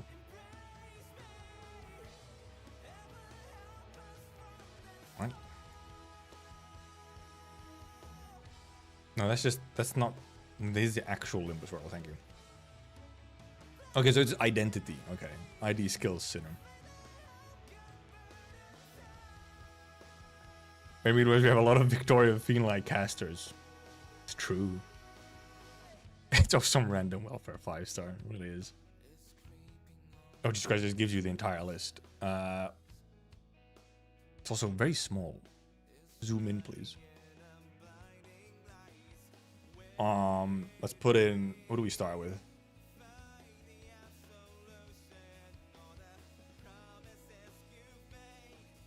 Seven forced. Shit. Coin count 2 and 3, not forced.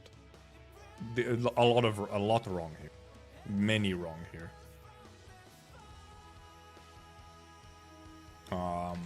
Let's take like a random 2 and 3 coin, whatever. I mean, that's just so common. 2 and 3.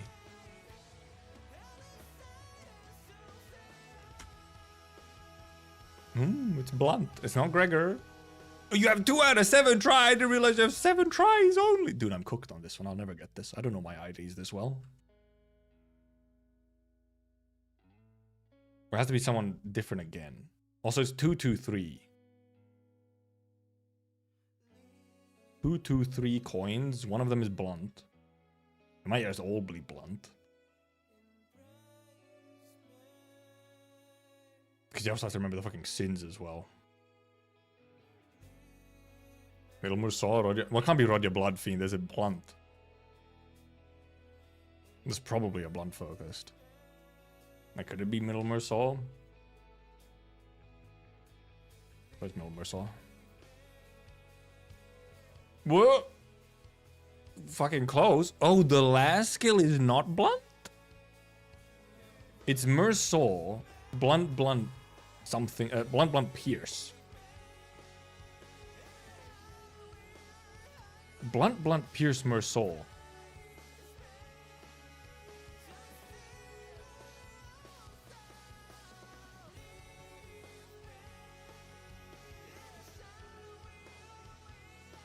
I feel like that narrows it down. Like it's like I feel like that should just give you the answer once you just know you're like to get level this ID. It isn't base full blood. So we just go. Do we just go cheat? Identities. Like well, here's all the more source it can even be.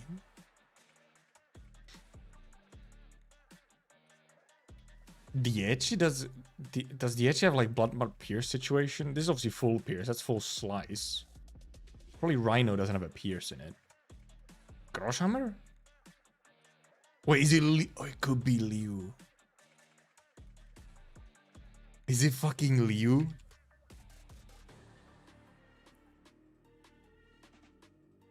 The blowjob boys? It is! It's blowjobs! No, society. Also, yesterday's identity was LCCB Rodia? Is that it?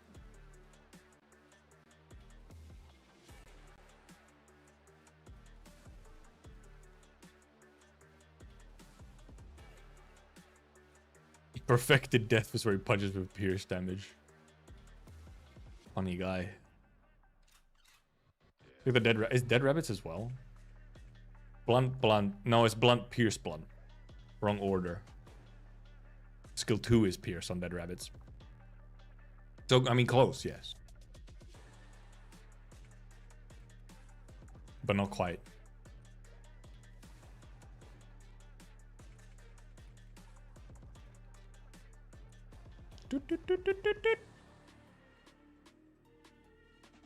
Yeah, because I feel like DH. No, the DH is also in it. It's blunt, pierce, blunt again. Yeah, it's blunt, pierce, blunt instead of blunt, pierce. Because there is like a theme with some of the IDs that punch or kick, where one of their skills would be pierce, as if you know they're punching so hard that it's pierce. A DHC does also. You have 2, 2, 3 coins. Yeah, because what did Dead Rabbits have? Yeah, Dead Rabbits has 1, 2, 4. Very different.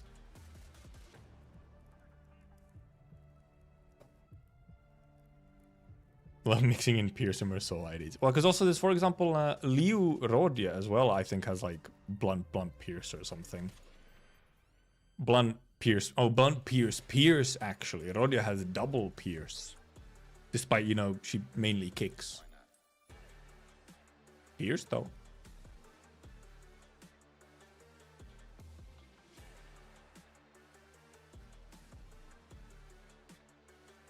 But then I think Liu-ish is all blunt. Yeah, Liu-ish is full blunt though. With her punching. So I don't know what Rodia's shoes are made out of, but for some reason they have pierce. Maybe they just have a knife on them.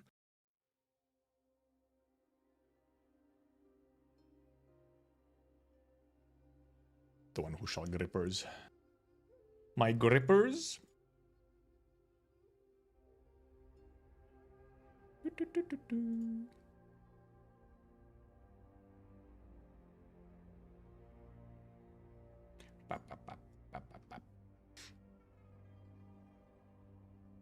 Someone's there, Enmer? Is Enmer just... Well, yeah, okay, it's 2/2/2. But also Enmer is Pierce, Blunt, Pierce. Oh yeah, we do get full unlock of Battle Pass, obviously. What? I mean, yeah, this Thursday, isn't it? Isn't it?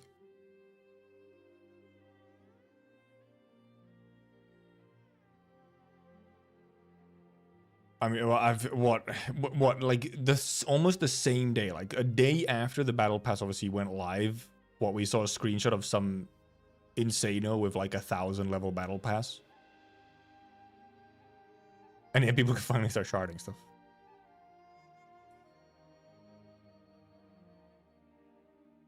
People are crazy, man. It's like, how you do that? What do you mean?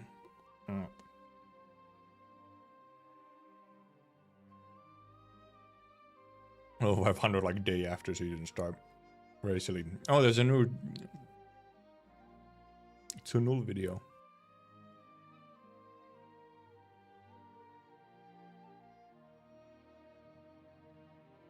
What I just found funny, is the timing is like not. It's just a little funny coincidence. It's a little funny that Cookie posted a video about like Wishadel and the meta in Arknights, as we've just had, you know, a whole like power creep meta drama in Limbus.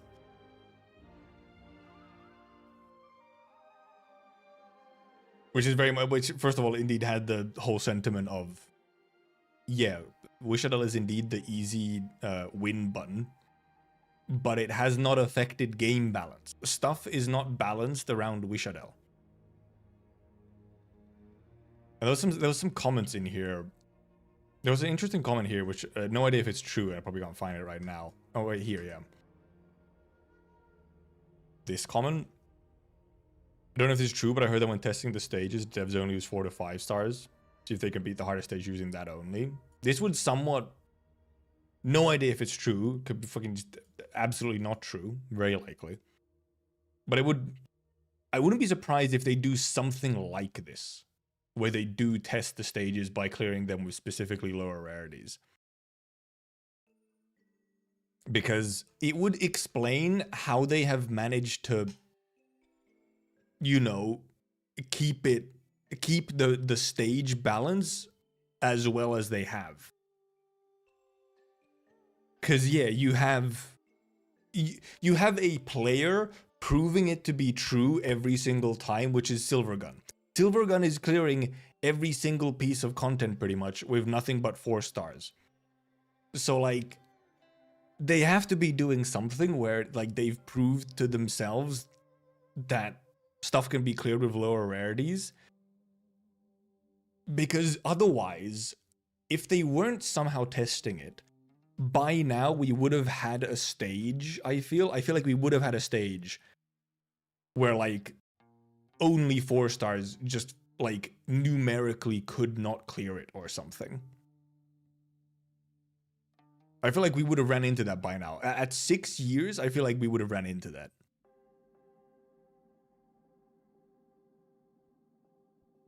The only thing Silvergun wasn't able to clear on global was the very last stage of Bubble event. They even said it's in theory possible, just very RNG. I guess that makes sense. Yeah, the last... very last Bubble event stages. So yeah, like the EX or what, S stages.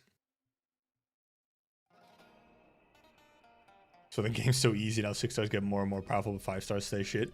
True. 5 stars have just always been so awkward, man. Yeah, the dodge assassins are just incredibly tricky to deal with. Yeah, okay, yeah, the 11 to 12, the 12 assassin carousel. Yeah, the 12 assassin carousel is...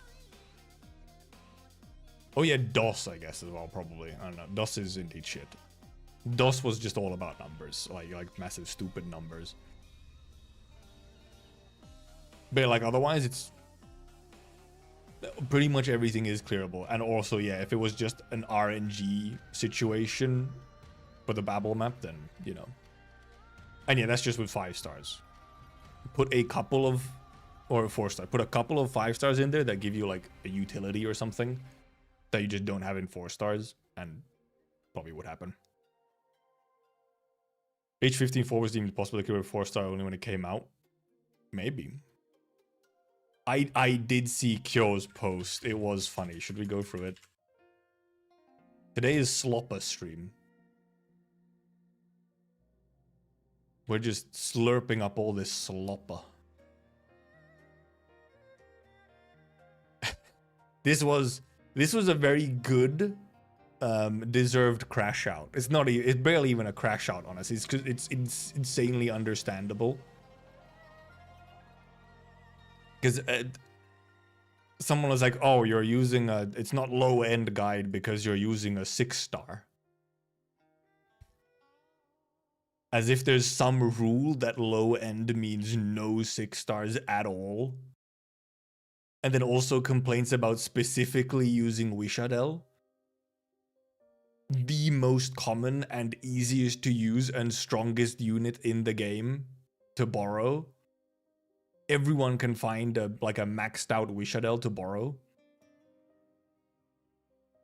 when the whole point is to, you know, give you like a fairly easy to do clear with like one carry and then just a couple other units in there to fill the holes that you need. I maxed out which on my support list. Exactly. Also, bluish light goat. Yeah, and that's the thing, because I feel like he probably hears. I bet he gets a comment around this energy on like at least half the videos or some shit.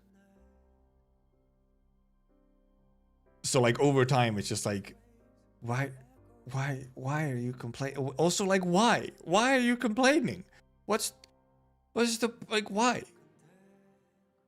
Are you like, why are you like, sort of, it's sort of like, who are you? Like, are you actually someone who is looking for a low-end clear guide to actually use yourself, but also for some reason specifically have some limitation to your, like some self-imposed limitation of, oh, I don't want to use 6 stars at all. At which point it's like, but you're looking for guides? I feel like if you're doing a self-limitation of not using 6 stars at all, surely you'd want to go through the actual puzzle and like challenge of clearing the map without the 6 stars if you've self-imposed the 6-star limit on yourself. Because otherwise it's like, who are you? The I don't think you're the audience. I don't think you're the audience then. If you're like someone who wants low-end clear guides. But first of all, what kind of audience even is low-end clear guides without any 6 stars? Like, who's looking for that? Who's searching for that? Who wants that? Like, why do you need a clear guide without any 6 stars? Without a single 6 star, not even like multiple. Okay, I can understand, you know, hey, I can only borrow 1 unit, so if there's multiple 6 stars and I'm a really new player, that's an issue. But 1 6 star, the thing you can borrow, always, you can borrow 1 6 star. And also, yeah, you get like 2 to 3 free 6 stars when you make a new count now, with selectors and newbie banners and all that, so like you have at least something. People going thinking some video of a player doing a challenging a disappointment when they use 6 star, where it says like guide. And all the videos probably say guide, whereas the most recent, like, I guess it just says a low-end squad instead of specifically guide. So yeah, maybe people who don't realize it's a guide. But then like all the videos start clearly as a guide. Like the way that the video is formatted and presented is very clearly a guide on what to do. So it's very hard to be like mistaken on, is this a challenge run or thingy, or is this a guide? Because they're quite clearly guides. Watch the clear guides to see how Kyo thinks about the clear. Frequently see several points where I can improve the strat just a tiny bit. Yeah, like so this is actually something that I actually tell. I feel like I tell newer players to do actually.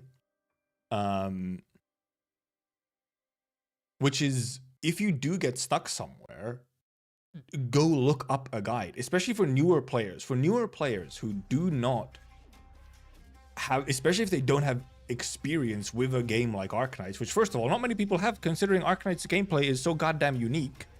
Yes, it's tower defense, but like, let's be real, that's a bit diminutive to what the gameplay actually is. But if you're a complete newbie and you just kind of don't essentially, like, you don't have a feel even for the game yet, looking up guides for maps that you struggle with will usually, especially if they're explaining what they're doing, will actually teach you the game. It'll teach you the mechanics and the game and how to use certain units. Which then after you watch, like you watch some amount of guides, you will just get better at the game by yourself and will over time need less and less guides unless you're specifically trying to avoid using your brain at all. But guides can genuinely teach you really well. Yeah, like using gravel to attack 4 stars. Someone just might never think of using like a bait for certain things. Or just like, sometimes like, what's the sort of like any kind of little tips and tricks, or just like general techniques, or how to approach, like getting the feel for how to even just approach a new map that you don't know. 1x6 star is even in the low end video thumbnail. It is. It also is 1x6 star. It's with Wishadel in the thumbnail. Okay, so it's 1x6 star low end squad. It's just in the thumbnail. It's straight up there, and then you go into the comment section and complain about it. It's insane. Go crashing out. It was sort of because someone complained about maxed Aya. I feel like I remember this. Yeah. Played Booloons. Is that enough? Yeah. I watch anime guides for enemy movement patterns. So that's actually one thing. I look up AFK guides for every annihilation.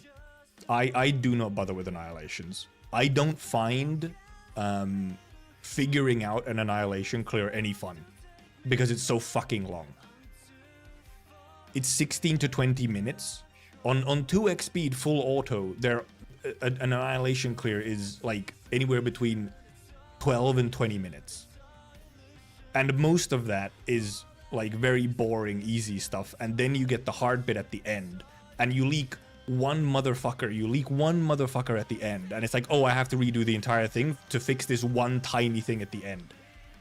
That's just not fun to me. So for annihilations, I'm like, give me an AFK, I will just set it up and go do other shit while it clears. And then obviously I just skip the rest of them.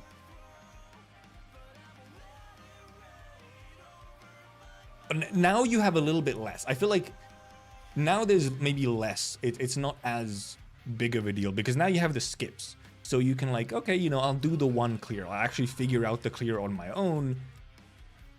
And then you just get to skip anyway, so it doesn't matter as much. You don't have to optimize your annihilations anymore. You can just have it cleared and it's fine because you skip them after that. But this is now it's just a habit for me. And I started this annihilation habit before we had skip tickets. So then it's just stuck after that, because previously it wasn't just, oh, you just have to get the clear and then you skip. That motherfucker had to be able to run by itself for the next hour. And God forbid it was unstable for some reason. So I was just like, give me a stable AFK clear, because that's what I fucking need to be able to do these annihilations every week. These days it matters less, because you have the skip tickets. So it's, you know, at least.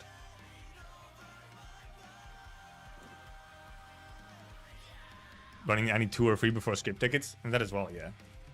Oh yeah, that was also a thing. You didn't necessarily have to run the newest annihilations for skip tickets. Like if you had a stable run for any 2 or 3, you could just run those instead of running on the newest one. You lost like a tiny bit of efficiency if you did that, but maybe not enough to care.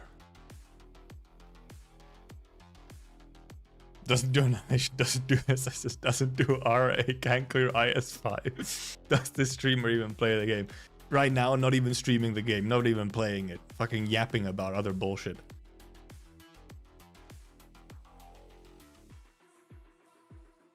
Like figuring annihilations, but then I leak one fucking unit at the end and I want to kill myself. Yeah, exactly. That's the problem. That's the exact problem. It's like it can be fun to figure them out, but the punishment for a tiny mistake is soul crushing. So it very quickly becomes not worth it.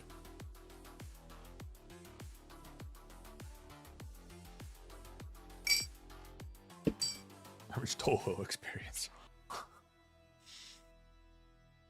Life is really easy with GG and laptop plus shoe. Also like logos and stuff. Now there's a lot of good units that make annihilations much easier. Also, just in general, I feel like annihilations have been like much easier recently. Like for example, when was the last time we saw like an actual boss in an annihilation? I can't even remember the last time we had an actual boss in an annihilation.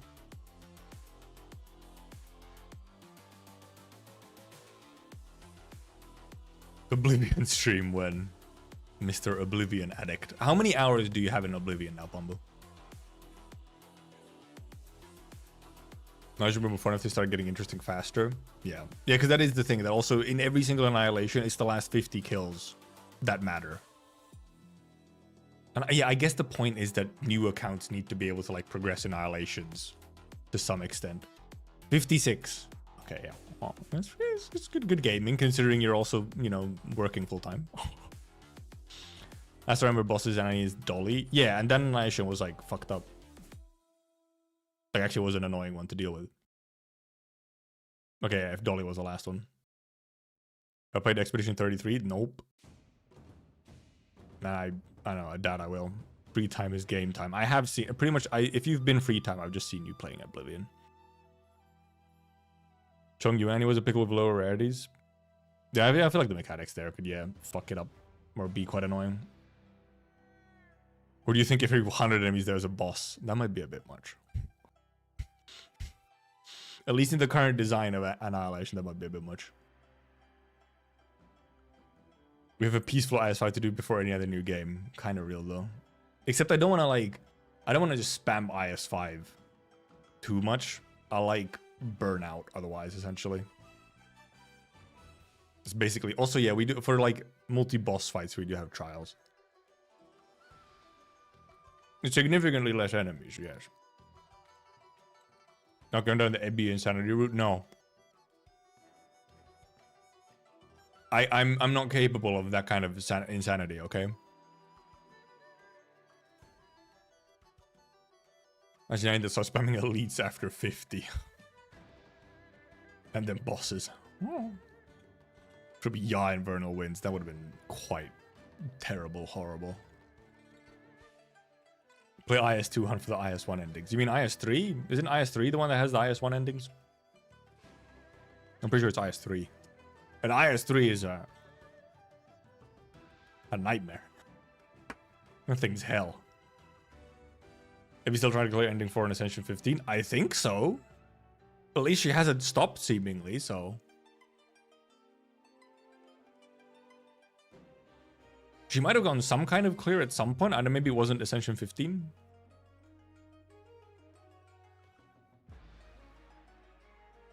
RA Annie when reflections. I'm like, ooh.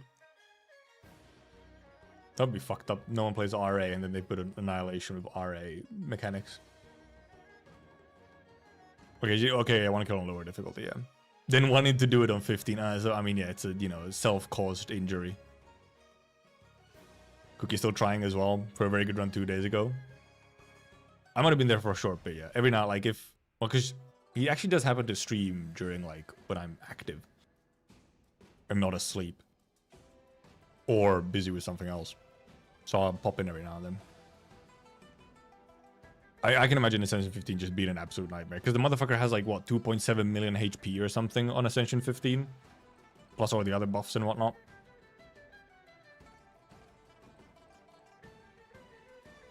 I will never do that. I'm still trying to get A clear. But the problem is that I'm trying to get A clear. But because I'm always trying to get the peaceful clear. And then it just almost never works out. Something goes wrong mid-run and I can't do the pacifist clear. And then I have to try and do a normal clear while not having a run that's really designed for it.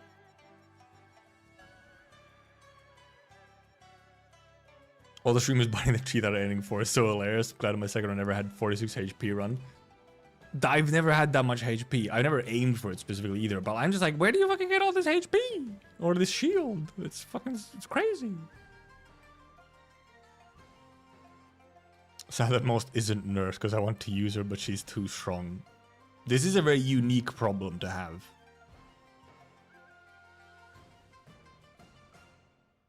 I played IS5 this month after doing the monthly squad. Tired of the expansion, just annoying. It does have some... almost every new map that they have added is like pretty shit. Or like just, god, terrible. And the balancing is kind of off. I think it is. Funny how much people struggle with Ascension 15 while Silvergun has done it with 4-star. Silvergun is just built different, however. Like, Silvergun seemingly just does it fucking casually. He just, like, recorded a run quickly, casually, to show how good the lamp is and just cleared it. It's very funny. Oh yeah, this expansion too give us seeded runs. I forgot that was a thing. It's very cool. Just ignore whatever Silvergun does. That's not a regular player too. That dude is crazy. Only CCNers are embracing the stupid genie lamp and reject the talons. The reason is because with lamp you could just get more runs in. Talons, holy moly, talons are so slow. Hey, the Chiari. The other Maos are also very strong at Su. Yeah, I forgot that we do get seeded runs. So they don't... Hey! Thank you for the membership, Chiari. Appreciate it. And yeah, we'll get seeded runs on expansion 2. I also forgot about it being a thing. Obviously, if you use a seed, you don't get like rewards or anything. But you can just like you can get a seeded run. Seeded runs were temporary. Were they? Were they not a permanent thing? Would be? I feel like it would be strange if they weren't a permanent thing. By 6 is starting buff even when you didn't make it to F3. It would be very nice. The whole starting buff thing being locked to getting to F3 is just like, it's just annoying. And like, because sometimes you know that you have like a bad run right at the start. But then you can't reset until you drag your ass to floor 3 so that you can still get the starting buffs. Oh, that was temporary? Huh. Weird.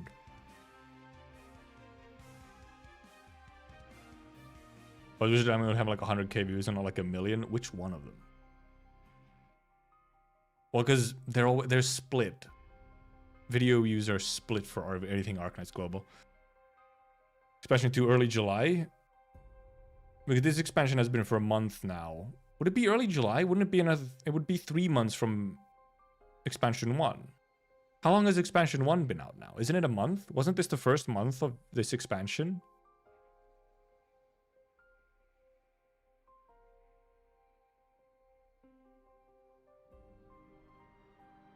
Three animation? Yeah, that's no, because well, Daggers Inheritors is in Wishadel specifically. There's a global unique. There's a specific global one. I think it might be the global exclusive one. No, that only has 26k. Never mind. There's also special PV. There's two. Oh, that's a teaser. There's special PV of Wishadel with 71k views. Where's Daggers Inheritors? Daggers is 134k.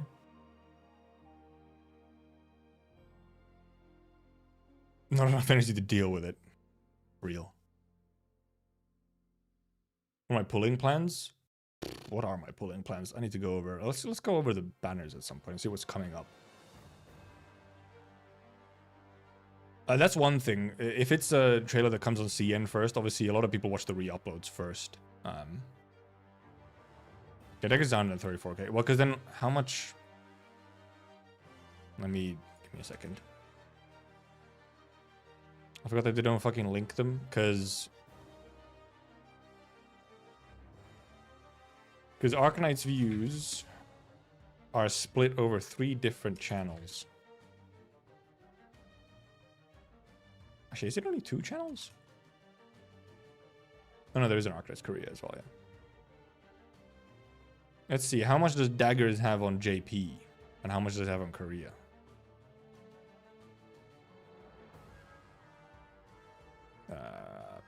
Where are they? Daggers on JP has another 142k. On KR, 25k. The global unique Wishadel animation has 85k on JP, 15k on KR, and had like 80 something k, or like 70 something k on global. And global and JP get fairly similar views for everything. JP a little bit higher. Oh, sorry, I got fucking dirt. I fucking poked my glasses with some shit, man. Also, I know I wasn't showing anything on screen. I was just scrolling through the channels real quick. Just to see the numbers. Christ.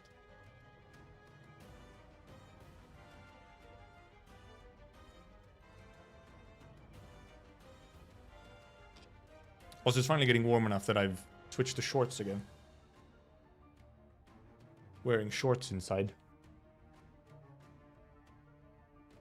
Slogan is insane. That man is crazy.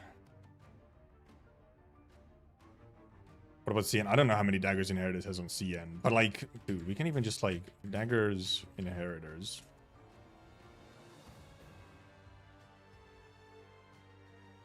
Let's see. Where's like the re-upload for daggers? What the fuck? Who the fuck is that?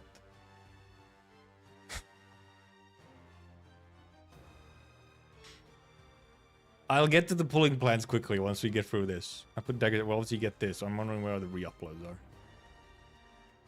YouTube is so fucking ass, dude. Like, you scroll and it's what the fuck is this?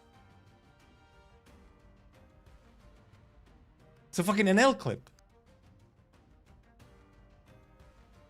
Like, okay, like we check Kazdel for daggers inheritors from like over a year ago. How much is a re-upload of daggers? But also, the re-upload views are also split over like 6 different re-uploaders because now every single, like half the goddamn CCs rush to get a re-upload of daggers inheritors. Kazdel re-upload has 29k views of daggers, which actually is surprisingly low, actually. Surprisingly low. 201k on River. Okay, yeah. The River re-upload has more views than all the official uploads of daggers, because a lot of people watch it when it first gets on CN. They watch the re-uploads. I wonder if we can actually quickly... Can we find it here? It's not in PVs. It's not in EPs. Would it be in here? No, this is concept PV specifically. What playlist would they have it in? Nope.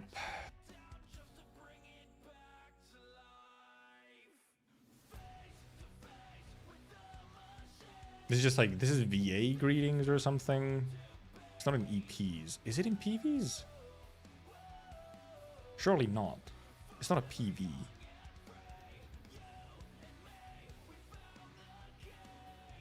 Actually, that's memoir. 2020. What the fuck? These are old ones. It's not in here. This is like actual event PVs. Not that I fucking end. Sir? It's just somewhere in here. I just glanced on this thumbnail again and I was like, wait. Reverse 1999. It's not. Not reverse. Where is daggers? Here's daggers. What is that? Oh god, how did I read this fucking number again? 1.7 million? Hiding it, sorry. Where's the view number? Where is it? What the fuck? I saw it earlier. Where'd it go now? Oh, it's up here. I forget that's up here. And it's on 1.7 million, is this? Is it this? Yeah, 1.7. Yeah, the splitting also hurts views because, yeah, YouTube algorithm is just like less likely to push it because it's like there's split all around.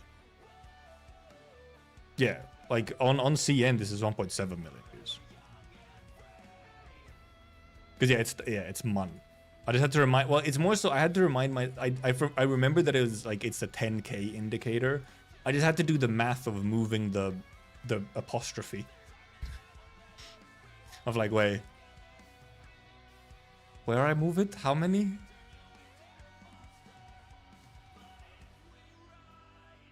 That's what I had to like remember to do.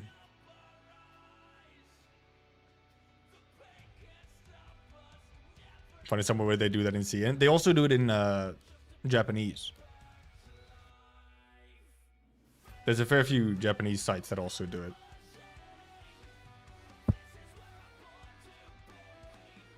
For some reason. It's just a weird counting system that they've, you know, kept from whenever. Where they would put things in mon. Because they also, like, Japan also talks about money in, like, 10,000s. Like, when they say a million, they say whatever. What is a million again? Did 100, like 100 10,000s is what they'll actually say. Like when they say it out loud, it's 100 10,000s instead of 1 million. Is it 110,000? I think it should be, right? I assume it is. What's my calculator? If I put 100 times 10,000. Yeah, it's indeed a million. Because they say a million in Japanese is hyaku man. It's 100 and then man, which is the counter for 10,000. It's the same icon. Like it's this icon is 10,000. So yeah. Season 6 PB for Limbus almost 500,000 views. Limbus does actually get numbers just on views. Because they have a fucking rabid fan base.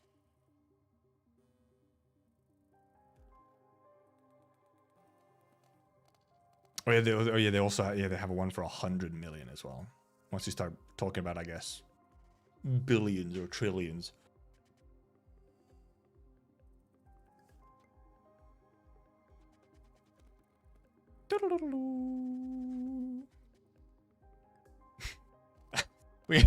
we were just is this really when this was posted like half an hour ago? We're talking about the fucking Ascension 15 and Kuki also suffering. Ascension 15 feels an Arclight integrated strategies. IS5. IS4, IS3. Oh yeah, Oku is 100 million. This quickly changes when you start going to like ending 4 or something though.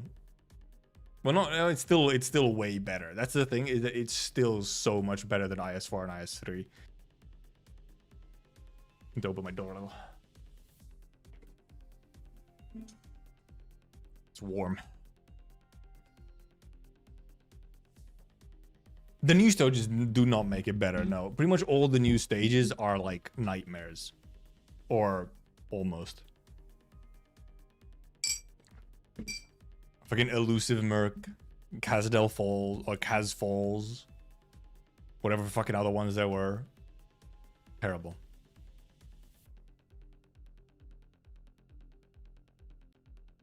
And none of them give plans as well. Dude just released a video where Talisman Syncric is crucified. I've seen that meme image as well.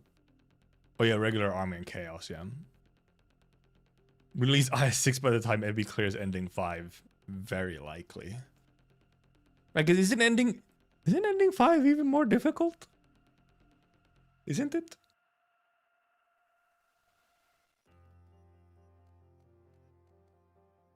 Though I would like to, this might be absolute cope, but I would also like to say that I feel like if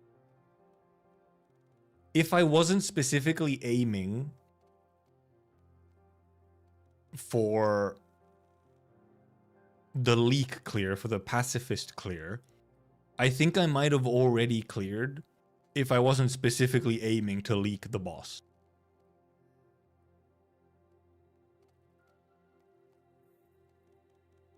Like, I don't know. I feel like I maybe would have gone like a normal clear by now. Because once you do know what you're doing and what you're looking for, I feel like it gets easier. Also, I don't mean at Ascension 15. I don't mean at Ascension 15 as just like a normal difficulty, okay? Like at a normal difficulty, not A15.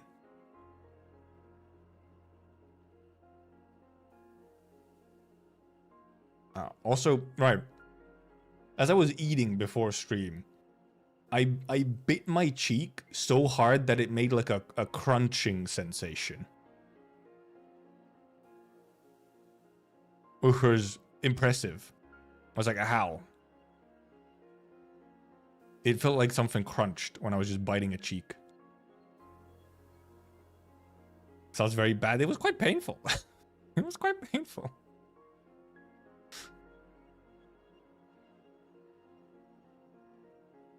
First A15 ending 4 clear was actually a leaker. Didn't even know I had enough shield for it. Lucky. Meanwhile, I'm specifically trying for it and haven't gotten it yet. Not that I've done that many runs. But if nerfing only Talisman was the original tension, trolling of the whole community was only smoke and mirrors to conceal that. Ah, yes. And now attention got diverted to Shishun. I feel like they could have just done it. In that case, I feel like they could have done it with just Talisman and then give the Shishun ID, and then like that would have solved it. I don't think you need to do the whole false shenanigans just for that conspiracy theory.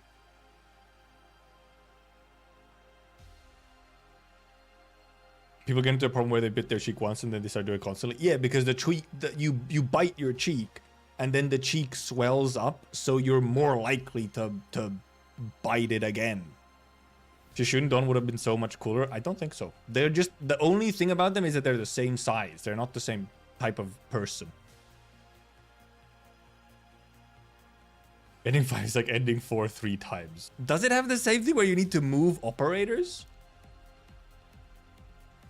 If it does have the same exact mechanic where you specifically have to move operators over, then yeah. Bandle today? I'm horrible at Bandle. Like ass. Because even if I recognize the song, don't know the fucking name, man. I'll never know the name.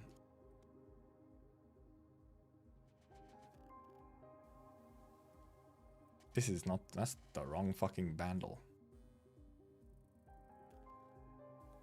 Shall we Bandle?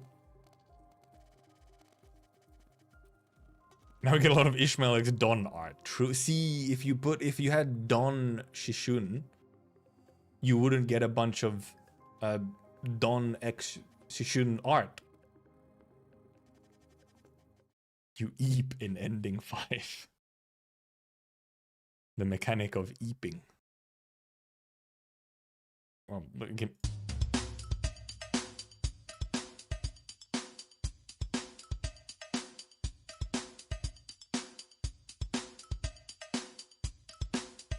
Definitely still would be. I guess it would be self-cess then. It is a funky, unusual drum beat though. No fucking idea though. No. I'm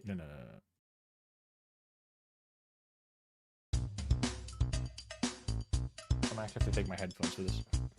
I can't hear shit.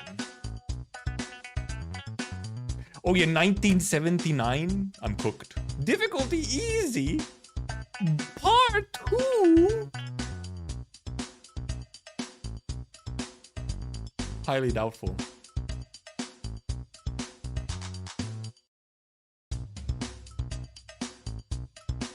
I maybe kind of.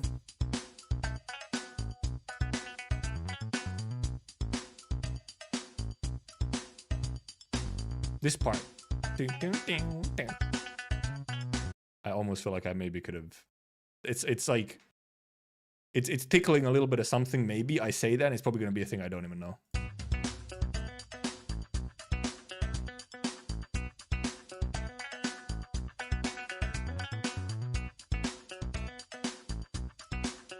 No, like the guitar didn't change anything. It was a trumpet. There's a trumpet? No idea.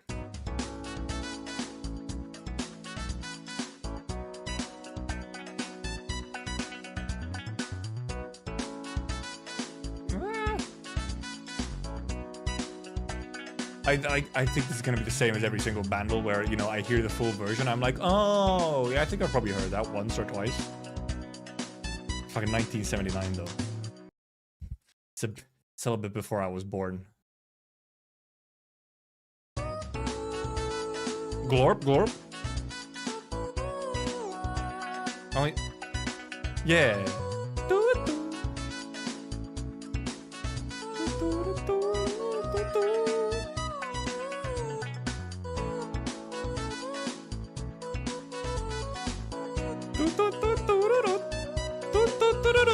Yeah, yeah.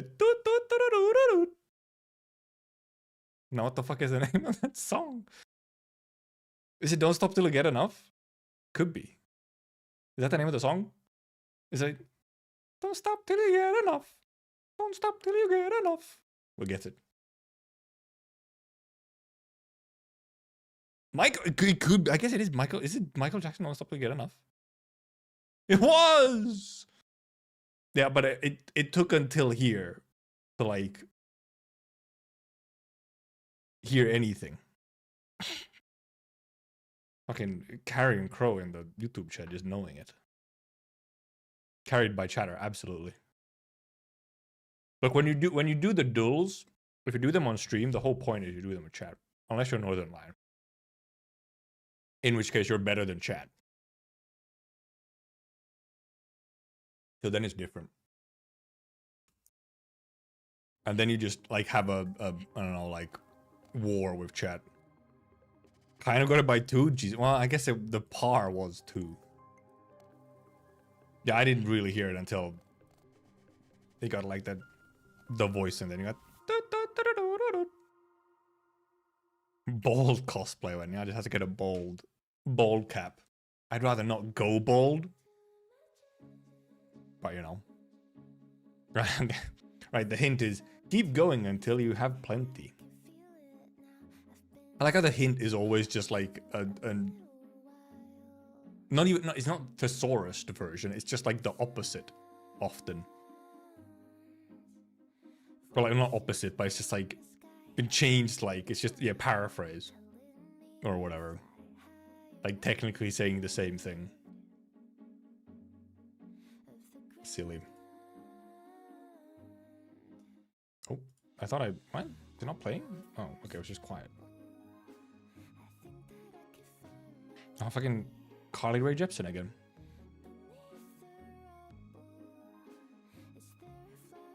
I usually don't. I just don't get battle at all. The couple of times I try it, it's usually just a disaster. I don't get shit.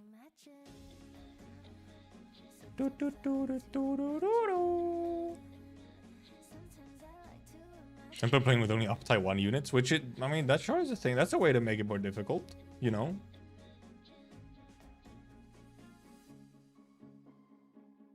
Do you have any other duels we could do?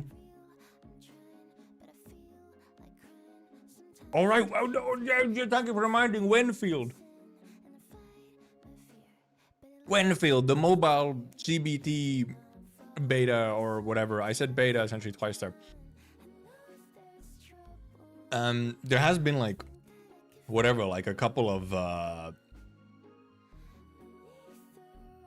there's been a couple of, leaks or whatever, literally just like screenshots off of the CN mobile beta that's going on right now. It's really nothing significant. The only thing really is like, oh, you get to see how the UI is. It's really the main thing, I think. It's just UI. And there was some like insane copium like data mine thing in there. If I can find the tweet, possibly. Wait.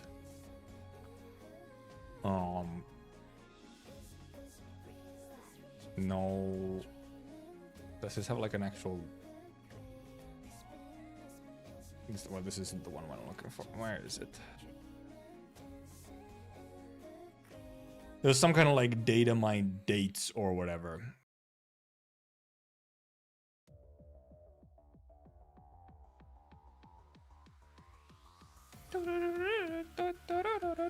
Where's the bundle but for only Arknight's music?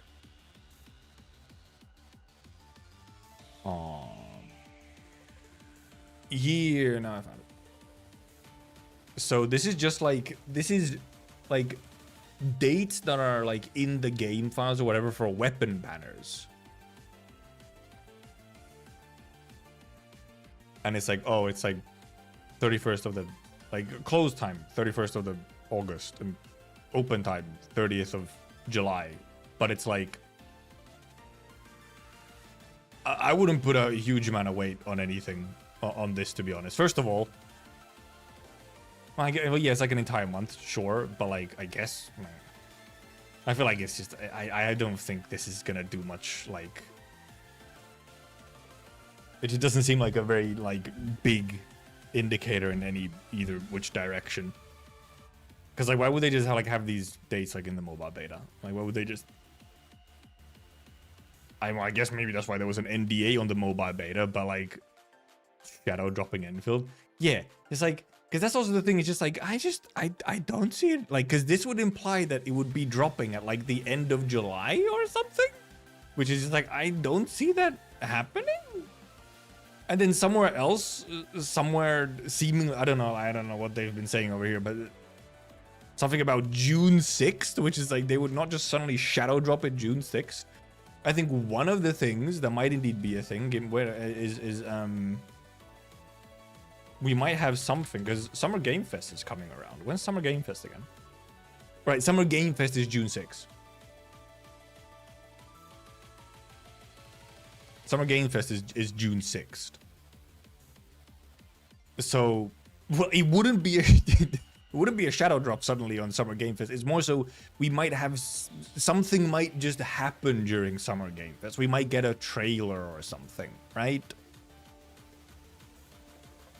Also, yeah, like the mobile CPT is going right now. Suddenly releasing the game like in a month or two afterwards seems just like unlikely.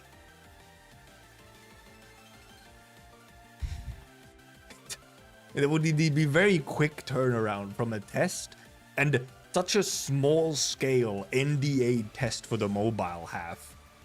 It's like, would you really? Like, you wouldn't get a little bit more mobile? Like, of course, Hypergriff doesn't do like a huge amount of, like, they haven't historically done that many like betas or anything. Like, they've had usually like one beta or something. But that was for Arknights, for example, and, you know, that was only for phones, so it was like only a phone beta or whatever. While here they might want to do multiple. It's just mainly like, will they do, because it's like, will they have one more beta, which is both mobile and PC, or a more widespread mobile beta test? Maybe, before they release. But with Hypergriff, it's probable, like, it's not out of the question that they wouldn't have another test before release. Hey there, Bist. But also, you could possibly expect still another like bigger test. Even if it's not like an open beta test, you can still somewhat expect like another test, possibly. But yeah, this is indeed Summer Games is a June 6. So I think what we could get from here would be just like a trailer, or like they could even, like, if they were gonna do one more like bigger test, they could announce it at Summer Game Fest. They could. Oh, is tomorrow a big update for Wilds? Have I completely missed that? Oh, it's the collab, right? The collab. From when I got 200 gold certificates, I don't know, rolling or something. Oh, we could also, yeah, get a trailer for title update due for Wilds as well, yeah. Because then, well, I'm just wondering, oh, infield.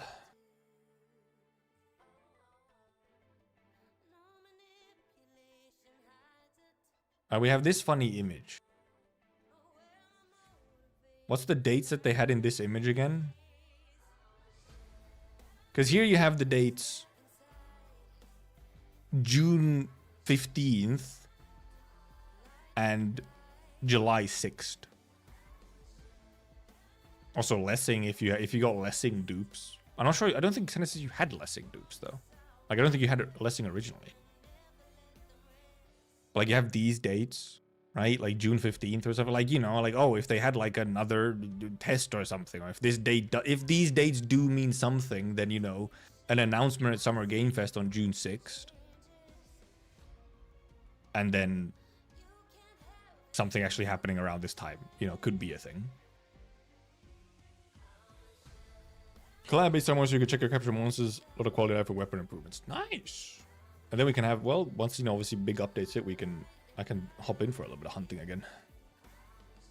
Yeah, they kind of started existing during Shoes event, yeah. Yeah.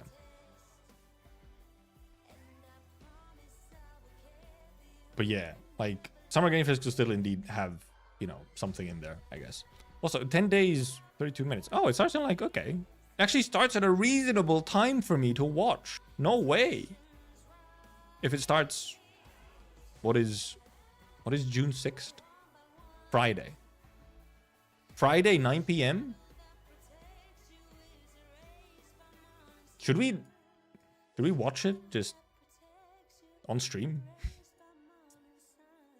However, these events or whatever, when I have watched them on stream, they get fucking blasted by like copyright and stuff. There's always some shit in there. Also, yeah, the bitrate. Yeah, I'm sure the bitrate doesn't like this fucking background. But yeah, okay, it's 9 p.m. my time. That's reasonable for me to watch it. And also, it's a Friday, so. It is a Friday. Because meanwhile, like, fucking the Game Awards is, like, on, like, a Thursday at, like, 2 a.m. It's like, I can't watch that shit, man. I can't watch that shit, man. So we can I could do the classic that I've done before, which is just go into it. Have the title can just be "I'm only here for possible Enfield trailer" and like nothing else. And then I can get disappointed when there is none. Playing Woowa, the idea of Enfield excites me a lot. I guess I can see it, depending on what sort of form the excitement takes. The Friday is so packed, man. Summer Game Fest, Thorns event the evening before. Oh yeah, right, is Thorns event there? Actually, that makes it so that it's very likely that Thorns event reading will have to be... I probably won't get to reading the Thorns event, like, right away then. How long is Thorns event, by the way? Also, Xenesis, I remember your pulling plan question. Do we have the upcoming events somewhere? Wiki, do you have upcoming events somewhere? Does it list them somewhere?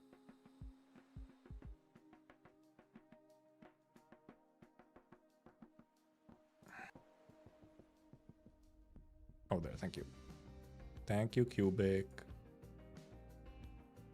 Because we can do the pulling plan here as well.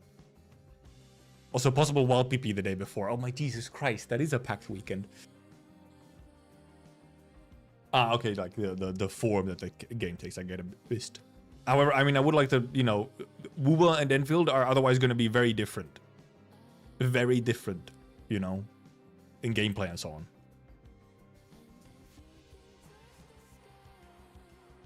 Big concern about game variation with 4-char only squads with no switchable skills. I mean, we'll see how it goes. But it just depends on what the variation sort of takes form as. Because possibly the game might focus a little more on being able to like have a lot of different built teams rather than like you have like, you know how like many of the other games which have a four-person squad or 3-person squad or whatever, where it's like, oh, you make 2 good teams and invest in them and then ignore everything else or whatever. But yeah. Okay, yeah, Global Day, June 5th indeed. Oh, yeah, I mean, it's next week. Next week. I'm talking about if it's far away. It's next week. But yeah, we have Exodus. This one is obviously a bit different. This is like the movie, yeah, China Film Archive again. Then Ride to Lake Silverhurt's rerun. This is another special event. Wait, what is it, huh? What the fuck? I don't even remember. What the fuck is... Isn't this like some weird... What is this again? Is this just an in-game thing? Or was this also like some kind of weird museum collaboration or something. So it was just a mini game event. I don't remember this thing. What the fuck? Arcade event. I don't fucking remember that. That's completely slipped my mind. What the hell? Then there's integrated strategies mission event as well. Okay. Then there's you and Blaze Alter. All right, new contingency. Then see you soon. All right, then the update to IS3, Shu rerun, elegies.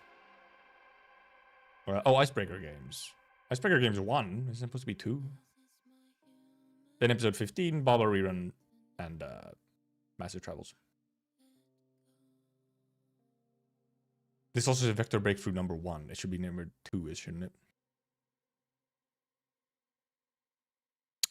Something that's a bit shorter than Bobble, which is fairly long.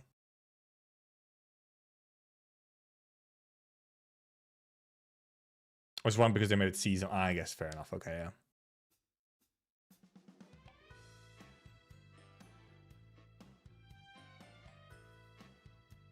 Okay, no, Bubble's only 48. Okay, no, Bubble's not as quite as lengthy as I remembered it being. It's shorter than Stulti and like much shorter than Lone Trail, obviously. And then Grand Overture, okay, like around this length. Oh, is it the lengths don't translate quite the same between CN and EN, but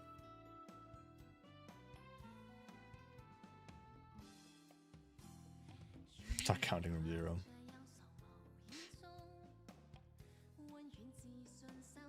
Okay, there's a little. If we assume it's a little bit shorter, then maybe around Grand Overture or something in length. So sort of, yeah, averages for like a recent side story. Like, but what am I actually rolling on here, though? I'll do at least a little. I'll do a little bit for Senior Thorns, Senior Picos. Thorns, I think after Path of Life. I actually don't know where it is in the timeline. I assume I'll know once I start reading it. But it's also it's somewhat separated, I feel, from a bunch of other things. So it's like, it's not. I don't think Thorns Altar is really directly related to like Seaborn stuff. So it's like a separate little story bit. Like Thorns Altar, the Exodus from the Pale Sea doesn't have like a whole lot of prerequisite stories that you need to go through to understand it. I think it's not like directly related to the Seaborn storyline. Yeah, I think it's fairly self-contained. And if anything, like possibly, it might even stay somewhat self-contained or as like a jumping point to some other stuff. But I'll probably do at least a couple for Senior Thorns, Senior Picos. Because we're Thorns believers in this household. Me and my friend. Then obviously it's like a bunch of reruns and stuff. Well, then it's obviously, then it's like, you know, a good few weeks probably actually then before we get Blaze Altar. And here, I mean, we'll see how much. I think how much I do this really depends on what I get from my freebie 10 or something. Just trying to pull Techno. I don't care about Techno that much. I like Thorns. I'm a Thorns person. For you and Blaze Altar, I'm kind of wondering. The thing is, I kind of want Blaze Altar, but then like Blaze Altar really also wants you being a primal caster thingy. And specifically, Blaze Altar specifically, I feel like wants the, you know, burn support more than, for example, Nymph wants a necrosis support. Build bobbing.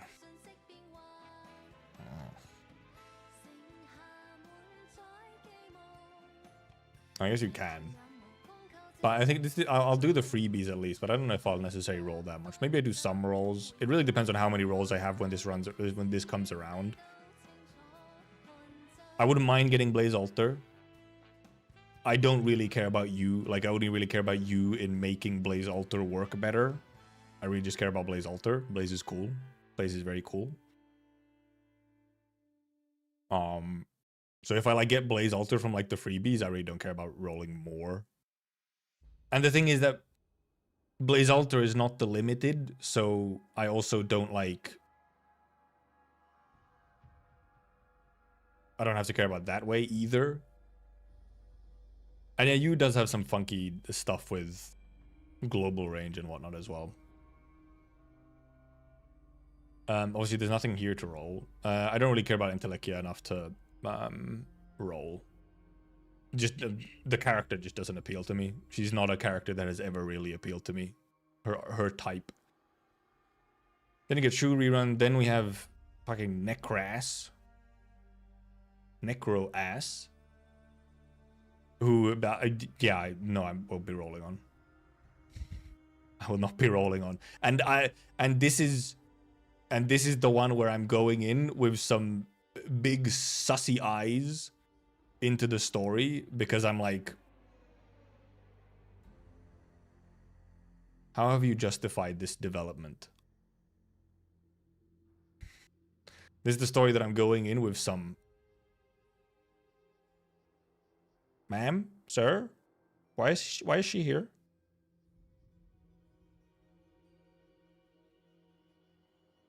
And then we kind of have a big one. And then we have a big one. So it's kind of really, there's just like a couple banners where it's like, oh, I'd like to get them, but I don't really want to go deep into my pockets to roll on anything. Or they're like very clear skips. And then you have Monster. Then you have episode 15 suddenly. And it's like, oh.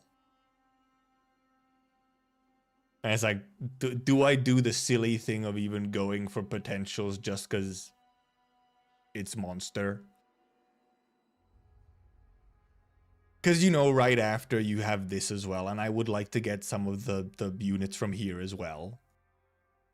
So it kind of depends on how much I have over here and how much I get or whatever.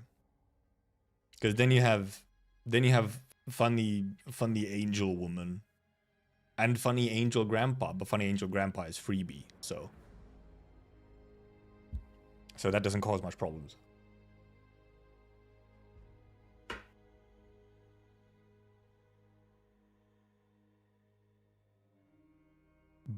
But Lemuen and XCR are interesting. So.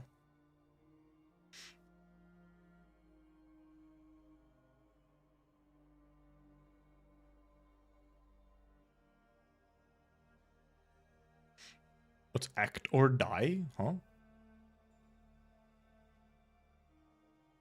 Really? Good. You got it. You got it. Took a couple attempts.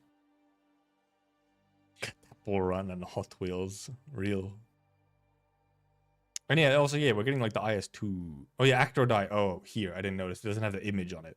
This is yeah, this is the IS2. Well, it's not. No, actually, this isn't IS2 update. This is a separate, actual, proper side story event for the Phantom Troop, which is just what IS2 is based on. But this should be an actual, like, normal 2-week side story event for the Phantom Troop. Then there's separately an update for IS2, which just adds the difficulty scaling to IS2.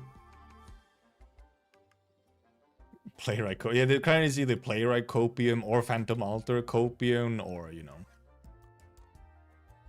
Also, Crimson Troop, not Phantom Troop. Crimson Troop, Ron Troop. They're all very similar. How do I fight Phantom without just exploding him with pure damage? Exploding him with other types of damage. You need to like block him a little bit. You block him, have him do his teleport, get blocked by another thing, and then you just blast him into oblivion. That's how you play him. If you don't blast him very early on, the map just becomes significantly more annoying to deal with. Miss Christine playable? Yeah, but dude, imagine Miss Christine playable just as a cat.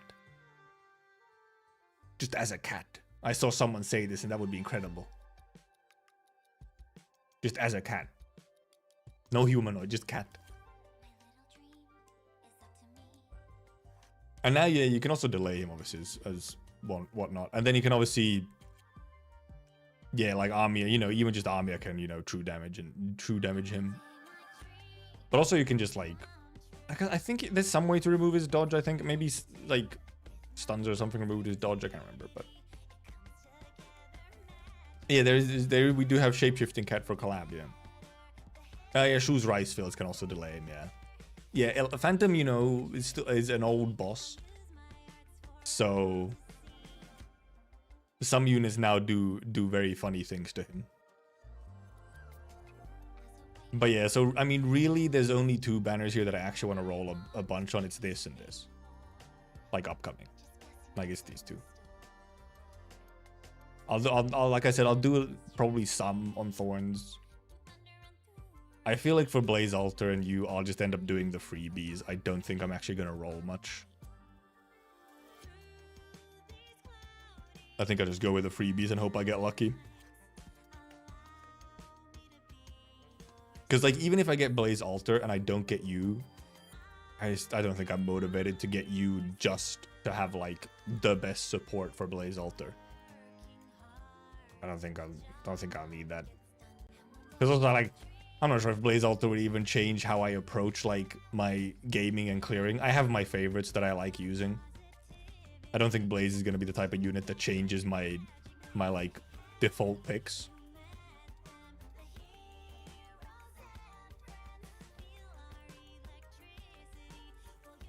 What is this? H's are best is not a limbus. That's how it kind of feels, you know, with some of the primal casters, you know. It is true that Blaze Altar does have the funny thing where she is harder to kill as like a caster, which is already fun.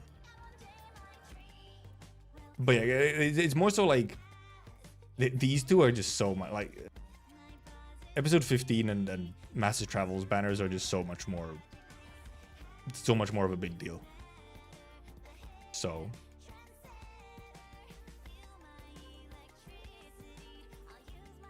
that's what it really comes down to. And even out of them, it's like, it's not even close how much more important episode 15 is. But the thing is that, you know, if I'm not going for potentials, then I know the absolute maximum that I have to do, which is 150 rolls, which I have. I have more than enough. Especially by the time that this comes around, I'll have more than enough for 150 rolls. If I don't try for any potentials. Just for the silliness of it. Because I'm not generally a potential chaser. I don't really believe in them in that way. So, but like, well, because fucking Jesus Christ, how much do I have? Give me a second. Nope. I noticed something funny after all the rolls we did on Lapland and whatnot.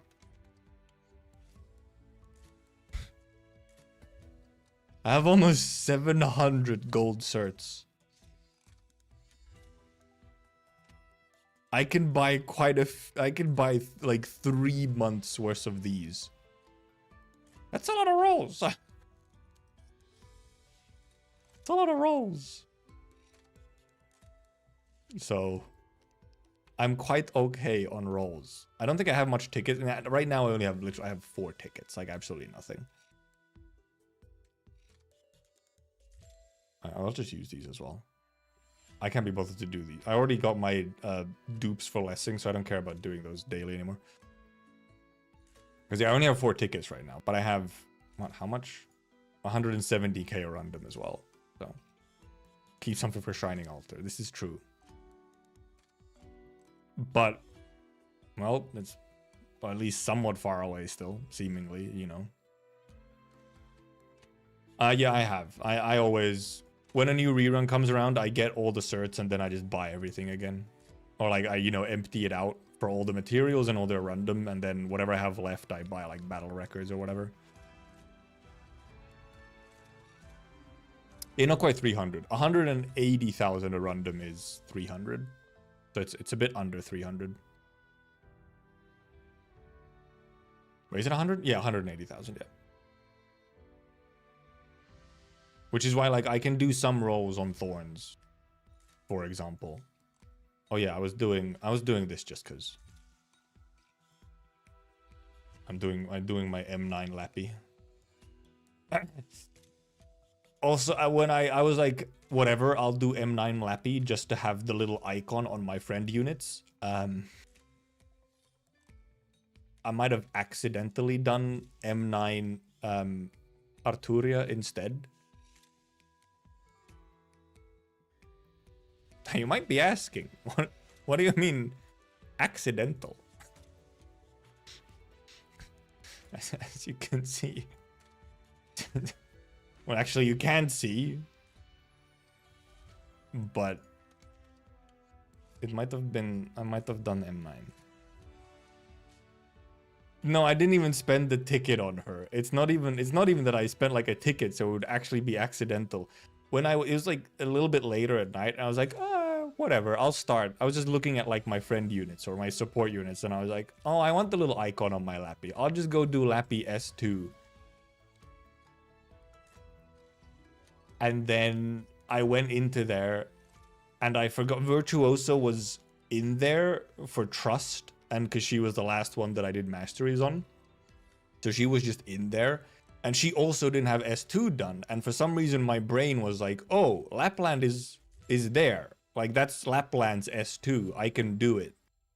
I'll just start it. And then I started it. And then I couldn't cancel it. And then it was like, well, now that I've done M1 on it, I might as well just finish it. I don't want to leave it at, you know, like M1. I don't want to leave an M7 Arturia. So then I just did it. Then I did the rest of it. My Ascalon only mod 1, because the mod doesn't give her that much, if I remember right. Like, what does it do? You get 1% more arts damage. You get a little bit of stats, obviously, but you get 1% more arts damage and a slight increase in duration. It's not a terribly, like, big return. Do I am free every E2? No. Only the ones that, you know, I use and are good, generally. Mod 2 can be somewhat worth it. Yeah, Mod 3 especially is not as worth it. Mod 2 can be kind of... I could do Mod 2. I use her a lot. Where's Arturia? Do I have Arturia's mod at all? Oh, I haven't done it yet. I haven't done it yet. We might as well. GSM with 3-star rating must deploy on virtuous have at least done 1500 negatives damage. You do this as well. At least.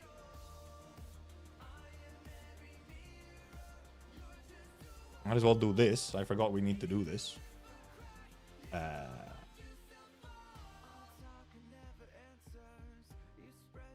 What fucking map is this again? What's this thing?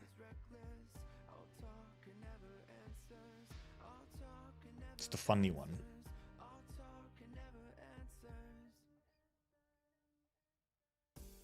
What do I put in here?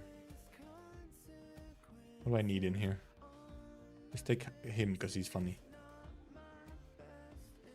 We can... Sure, Vulpy because it's Vulpy. Do we do... We do S3 for funny.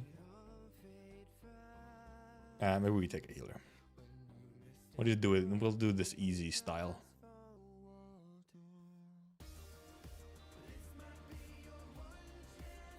Tutu mod. Calling her Tutu.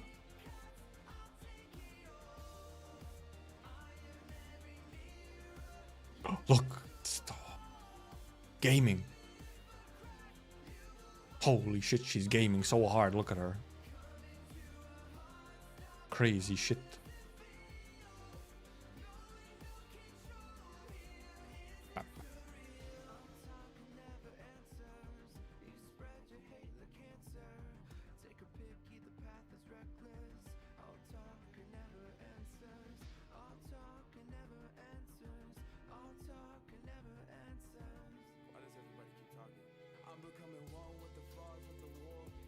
Yeah, you can walk in there. That's fine.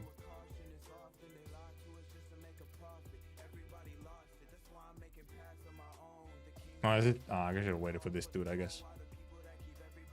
Are you also just gonna go over here? Are you gonna be an annoying poo-poo? Okay, you do. Get necrosis, dude, dum-dum.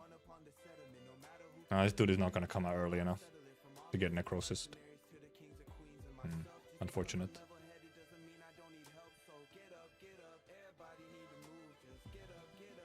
I feel I'm just not going to do it. We're going to clear this, and I haven't done enough necrosis damages, I think is what we're going to end up in.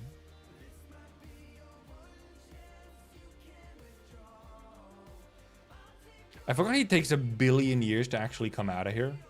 Like, to you know. Oh, I forgot about these guys. Go! Hell yeah, Crown Slayer carry! Look at her go! Uh oh. Never mind. She's carrying, actually. For real, for real.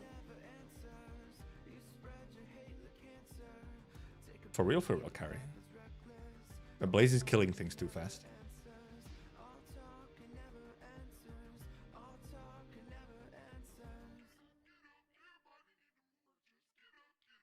I think well, I don't think I did enough for necrosis, I'm pretty sure. But we should have just been like S1. And like defenders, so Arturia would do most of the killing. I highly doubt we got enough necrosis damage on this one.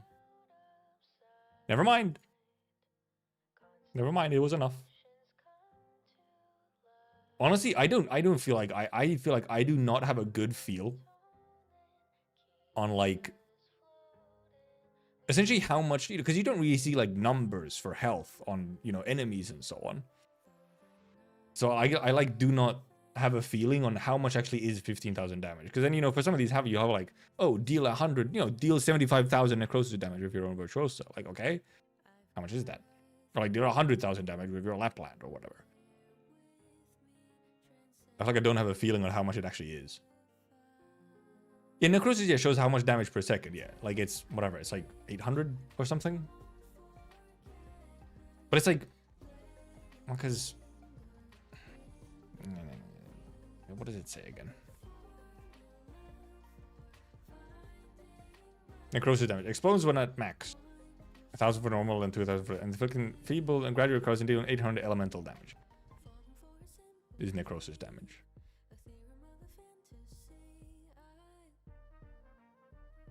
We gotta go make some things. What did Ascalon need for her module? I might as well craft it while I'm here. I need some of these. Fucking bastard. Did Ascalon need these same materials? I think she might have.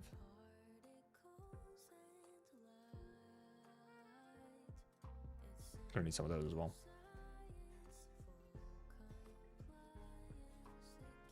I think Ascalon need the same ones. Maybe. We'll just make a bunch, see what happens.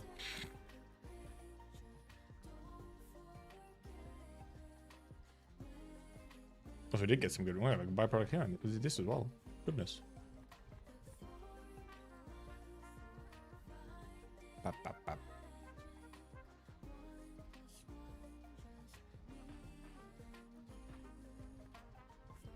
Fuck, we need cutting fluid solution.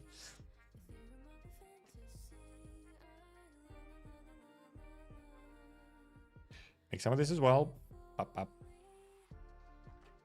The only thing I wish... So, well, first of all, I mean, the update to this stuff is very nice. The only thing I wish you could do is that I could go from here and then I would still get the back button. You don't get the back button for the thing you were crafting if it's not, like, out of the item or whatever. Like here, when I now, because it has this and I go here, I have this back button. But if I do just this, I don't get the back button. So then I have to go and, like, manually find it. If I want to, like, craft something ahead of time, because I know I'll need more of it. So I wish you had, like, the contextual back button, like, always. Like, if you're doing this. So it's like, M. I guess you're going to just read this while we're here as well. Tutor seems very like today's lessons, but the student hardly cared. She always hated this tutor anyway. Clearly she's good enough to finish this whole cello solo unguided. Somehow the tutor just never satisfied. Certainly she can't play as well as the tutor. Oh, she's tried to submerge herself in the score, to converse without care with a composer she never got to know, but those Ebon black markings who stayed silent. Eben. Chalk white scores. Their mysterious composer passed away almost a century ago. They say she died all alone and practically left no trace she ever lived to save for a few of her scores. Not in her grasp to comprehend the passion and sorrow that lie within each movement, nor does she have a clue who that ever-lost lover hiding within the score really was, or why they were struck by such fits of madness. Until she can only play the score instructs emotionless. At first it goes well enough. She can still feel the brush of each note, feel it settling in her heart, but the more progress in the music enters its badge of true frothing turbulence, the leaps repeats those elegant trills and appoggiaturas. All embraces her with fervor. No matter the mad dance, but step by step her gait follows less and less. Tempestuous crescendos and diminuendos barrel violently through her vision, only to slip away the next instant to the score's furthest reaches. First to catch them, grab a hold of each glittering! String in the midst of endlessly long staff to the point of strings, tremors can no longer rouse those worked up emotions. Their balance is taken back by repetitious back and forth of the metronome. This is quite the module story. Clack, clack, clack, clack, echoing only in her ears until the impassioned music agonizingly lingers no longer, as if this betrayal was preordained. And thus the energy fades from her fingertips as it does that beautiful passage, leaving only the metronome still chiming away. Clack, clack, clack. Imperfect silence becomes a parting declaration. This, the fury and despair that lurk in her heart burst forth, becoming the heat that tears of her eyes brim with. Her vision blurs, the plain white score before her bids her final throes of resistance. Snatches the quill and upon the score engraves each and every leap, every repeat, every elegant trill and appoggiatura, every tempestuous crescendo and diminuendo. Jet black like cast iron shackles. She knows she's gone mad, but this is the only way she has to bind her ever-lost lover to her side. Before the final bar line ends it all, life will flow with the music. This is when the cello grinds to a halt. She finds herself holding the bow, the cello is silently resting upon her bosom, and the strings are not quivering, and the metronome is not rocking. And all that fills the chamber is her heavy breathing, and her sancta tutor, with her black gloves, gently brushes a hand over hers, and speaks in the same soft and gentle tone as ever.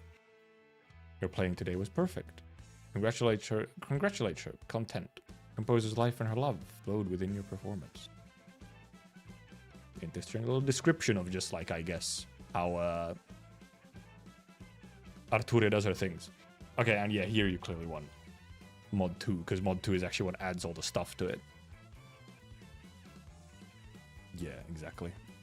See, yeah, I forgot her module was this important. I just forgot her module. Like, I was like, right, I forgot she has a module. So fucking make one first, then go into here, make one, and then go back.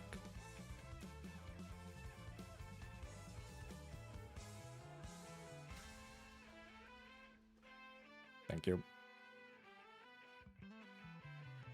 Ascalon, what did you need? Do I have your items? Nope, it was these ones that I needed. Fucking hell. Oh, I can just make 3 of these and then I have enough. What is that byproduct? I don't know. PC died, rip. 2 more. It tells me how many I need. I don't have to think about it. Oh, yeah. Another byproduct. My byproduct like this quite something. Is streamer luck for byproducts? What's going on? I haven't charged up deer. I think I only have... Damn, I don't have any 80% anymore.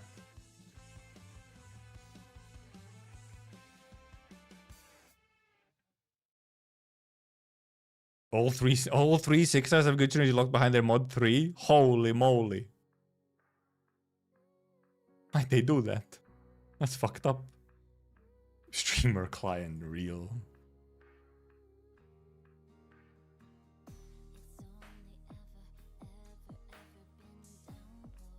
Piece of shit gang can't get better Fremont on ending 4 route. Fremont does also just become more threatening on trying to get to ending 4. But it's not that Fremont himself is more threatening, it's just that the fucking boats really fuck you up. The boats are just terrible. They fuck you up. And yeah, I do often try and save module items, or specifically data blocks. Where the fuck are they? They're like earlier, aren't they? Aren't they here? Yeah, here. Data blocks. Because, good god, these things are such a fucking bottleneck. I think it's a bit silly that you need... For every single level of a module you need, or of a 6-star, you need 4 of these. I feel like mod 2 and 3 either shouldn't use any of these because you have the separate items that you need for mod 2 and 3, or it should use like half the amount that the original module unlock has.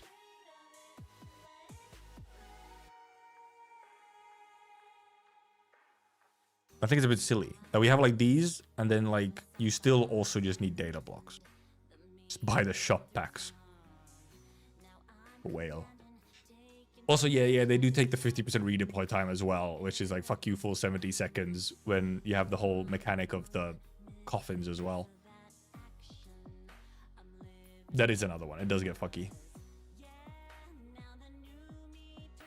Yeah, Fremon does actually also become a challenge. I have noticed. Like, even on my runs, yeah. It does become like a damn. It's actually way more likely that you... Way more likely they actually leak something, or the Fremont just in general gets like really close. Because also, you know, well, actually Fremont is also just buffed a whole lot. He's significantly tankier, at the very least. He's significantly tankier.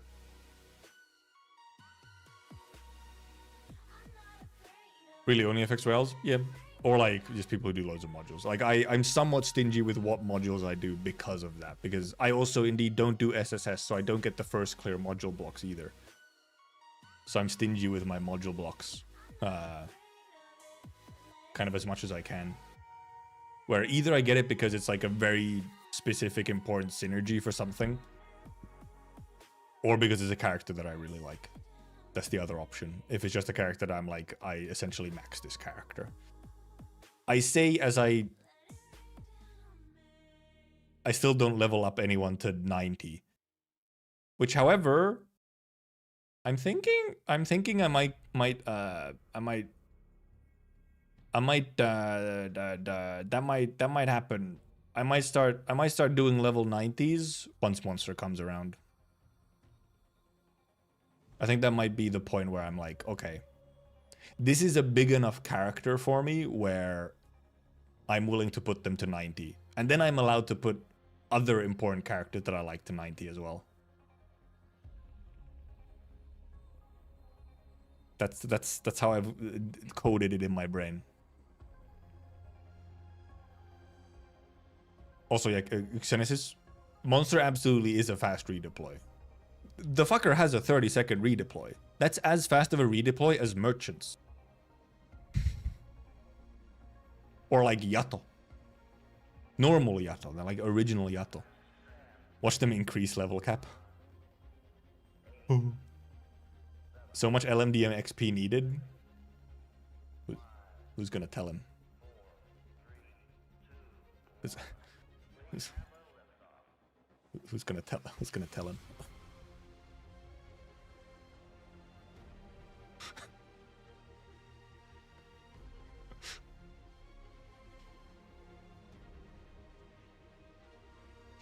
Let's just go for E2 level 60. Yeah, like the reason I go E2 60 is, first of all, I'm just one of those people who likes all of their thing being at the same level. And E2 60 is because E2 60 is when you unlock module. Module is locked at 60. So like they have to be at least E2 60 to be able to do modules. I used to be E2 40. I used to be E2 40. But then once modules came out and you needed E2 60 to get the modules, I was like, well, I guess I have to raise them to 60. Imagine modules were locked to E2 90. That'd be fucked up. Oh, but also, however, that's why also 5 stars I have at E2 50. Except for Amiya, because Amiya is special. But 5 stars are at E2 50 because that's when they unlock their modules. And 4 stars are E2 40 because that's when they unlock their modules. One uptie 5 in limbus being like module system, that would be really nice. Instead of just being a direct uptie, it would be better to have kind of like a module type system.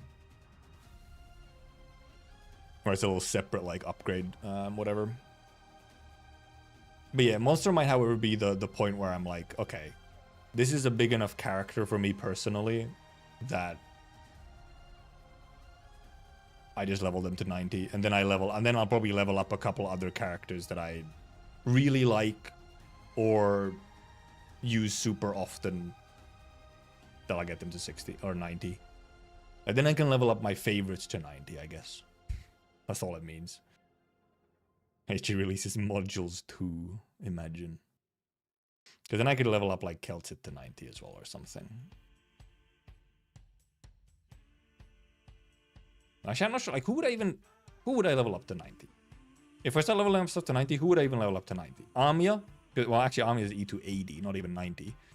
80 is her max. Like Amia, Keltsit, Monster herself, maybe Lapland, maybe Logos. Horn, honestly, possibly. Maybe Moinar. Maybe Ines.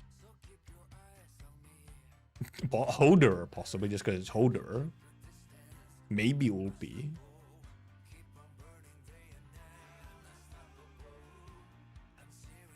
Ascalon, maybe. Oh, Civilite Eterna, I think just for character reasons. I know about Cookie's accidental level 90 Vulpes, yeah. Accidentally, it's the classic, you accidentally click max on the leveling. You accidentally click max and it's Jover, oops. Trumpetmen, yeah, the Trumpetmen can hit hard in the event. They do hit. They do hurt. Because they also have the Trumpetmen have like, I think they have the mechanic where they like charge up attack when they're not attacking or whatever. Some shit like that. Then they also get like a stun depending on what music is going on. For 5 stars, I might actually max like normal Lapland as well. I'd probably max Project Red, Tin Man. Like, I think I'd max those guys. Probably for 5 stars. 4 stars, I don't think I'd really do anyone. Oh, I do Rosmontes. I forgot I had the batch setting on. I'd probably do Rosmontes to 90. Who else?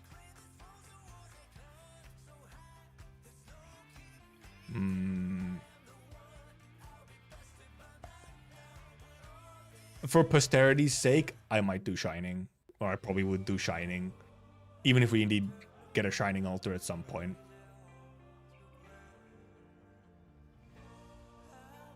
Who else? I don't think really anyone else. Necessarily.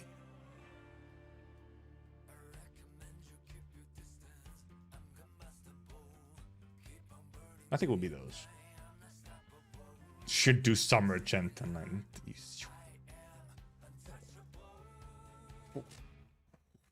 Never in my life. I even have the skin and I still haven't leveled her.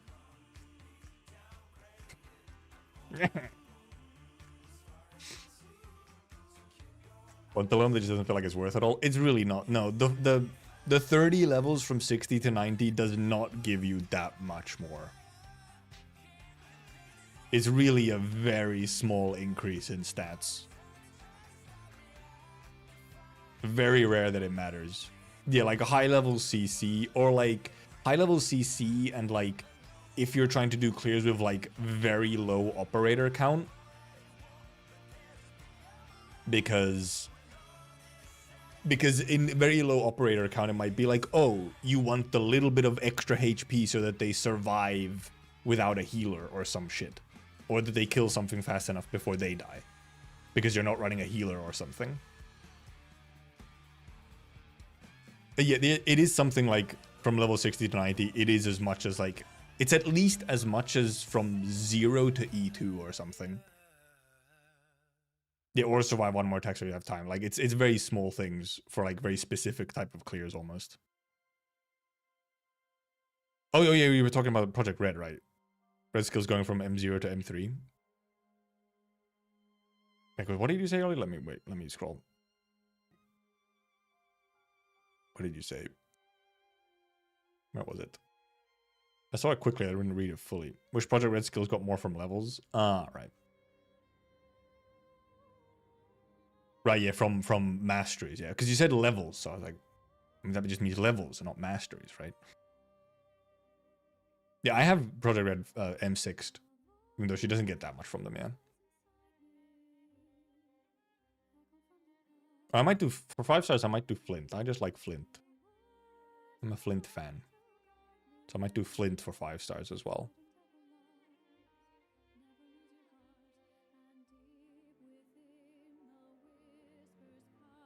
Yep.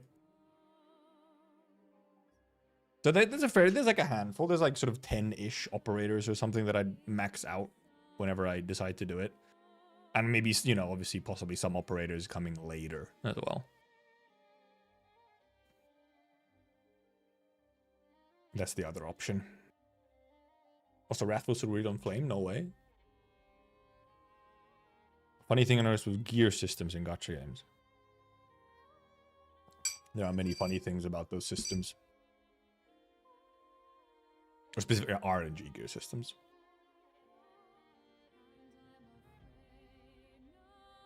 Dude. Oh yeah, wait. When was it again? When was the season 3 starting?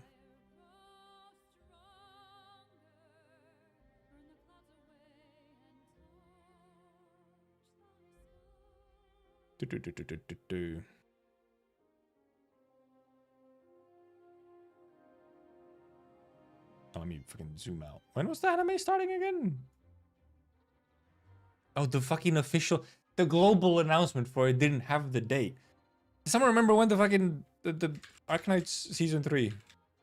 What date was it? Wasn't it? It was like June, wasn't it? I feel like it was June already, not even early. Maybe it was either early July or like later June. I guess maybe it was just summer season. And I looked at it when it was announced. I looked at it, I was like, oh, that's so soon. Not realizing that the summer season of anime is already like over halfway done.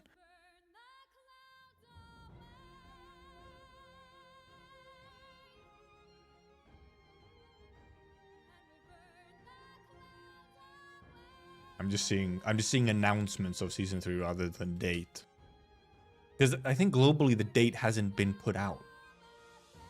It was shown on like the CN live stream or something, but then like not for some reason on the global live stream or the global post of the trailer, which is weird.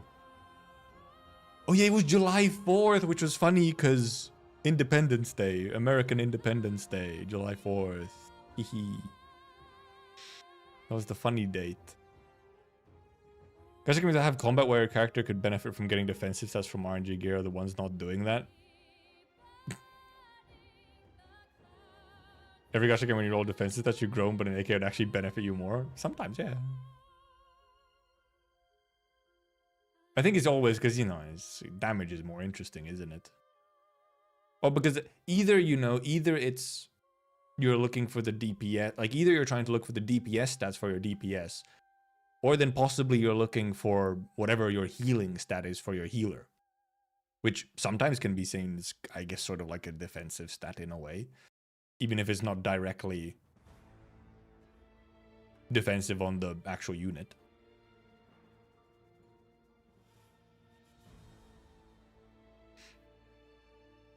Yeah, or like energy or cooldown or some other such stat. It's just usually indeed defensive stats are indeed just always kind of low on priority. And I feel like even in Arknights, I feel like you'd still end up usually just rather going for like more damage or some other utility than necessary defensive stat. Unless it's a unit who is specifically about defensive stats. And even then they might do better with some kind of utility.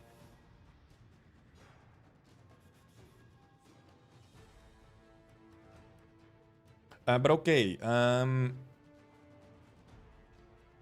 feel like I might have gone for some topic that I wanted to yap about, but I think I've gone through most of the things, and it's about normal end time for Tuesday. Tomorrow will be IS5. Tomorrow is IS5 day. We will try again.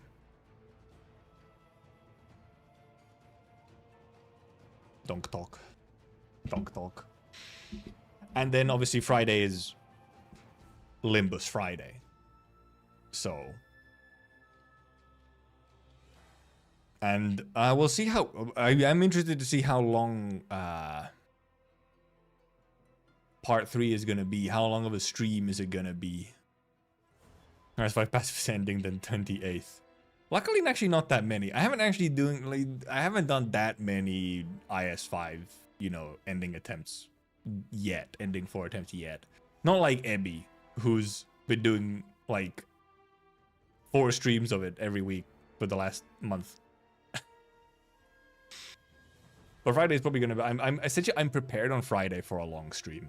Put it that way. It's like I highly doubt it would be much shorter than part 2 was, except for the fact that part 2 was in a dungeon, and I feel like dungeons are always like longer ones to just like do, just because of like some of the dungeon mechanics and sort of exploration. Essentially, I feel like dungeons are always a kind of longer. So I wouldn't be surprised if part 3 is a bit shorter. Other than, obviously, unless there's an incredibly difficult boss and you get stuck on it for fucking 3 hours. Thank you for what a virtuous module. Don't know, I missed such a must-have module on it. Yeah, it is pretty good. I also just forgot about it existed. You have to thank chat. Because I forgot that I hadn't even done the module yet. Because I was like, oh, I'll do it later. Because I couldn't do it all the way yet. Because I didn't have trust on her. So I was like, whatever, it can wait for a bit. No, it's a pretty big one. I just forgotten about it as well. And also forgotten how good the module is. 3 new types of coins. Oh, no. But anyway, yeah. Thank you for coming. Thank you for watching. Thank you for chatting. Thank you for lurking. We see you tomorrow for IS5 and Friday for Limbus. Also, join the Discord if you haven't and you want to. Goodbye. Bye-bye. Goodbye. Goodbye.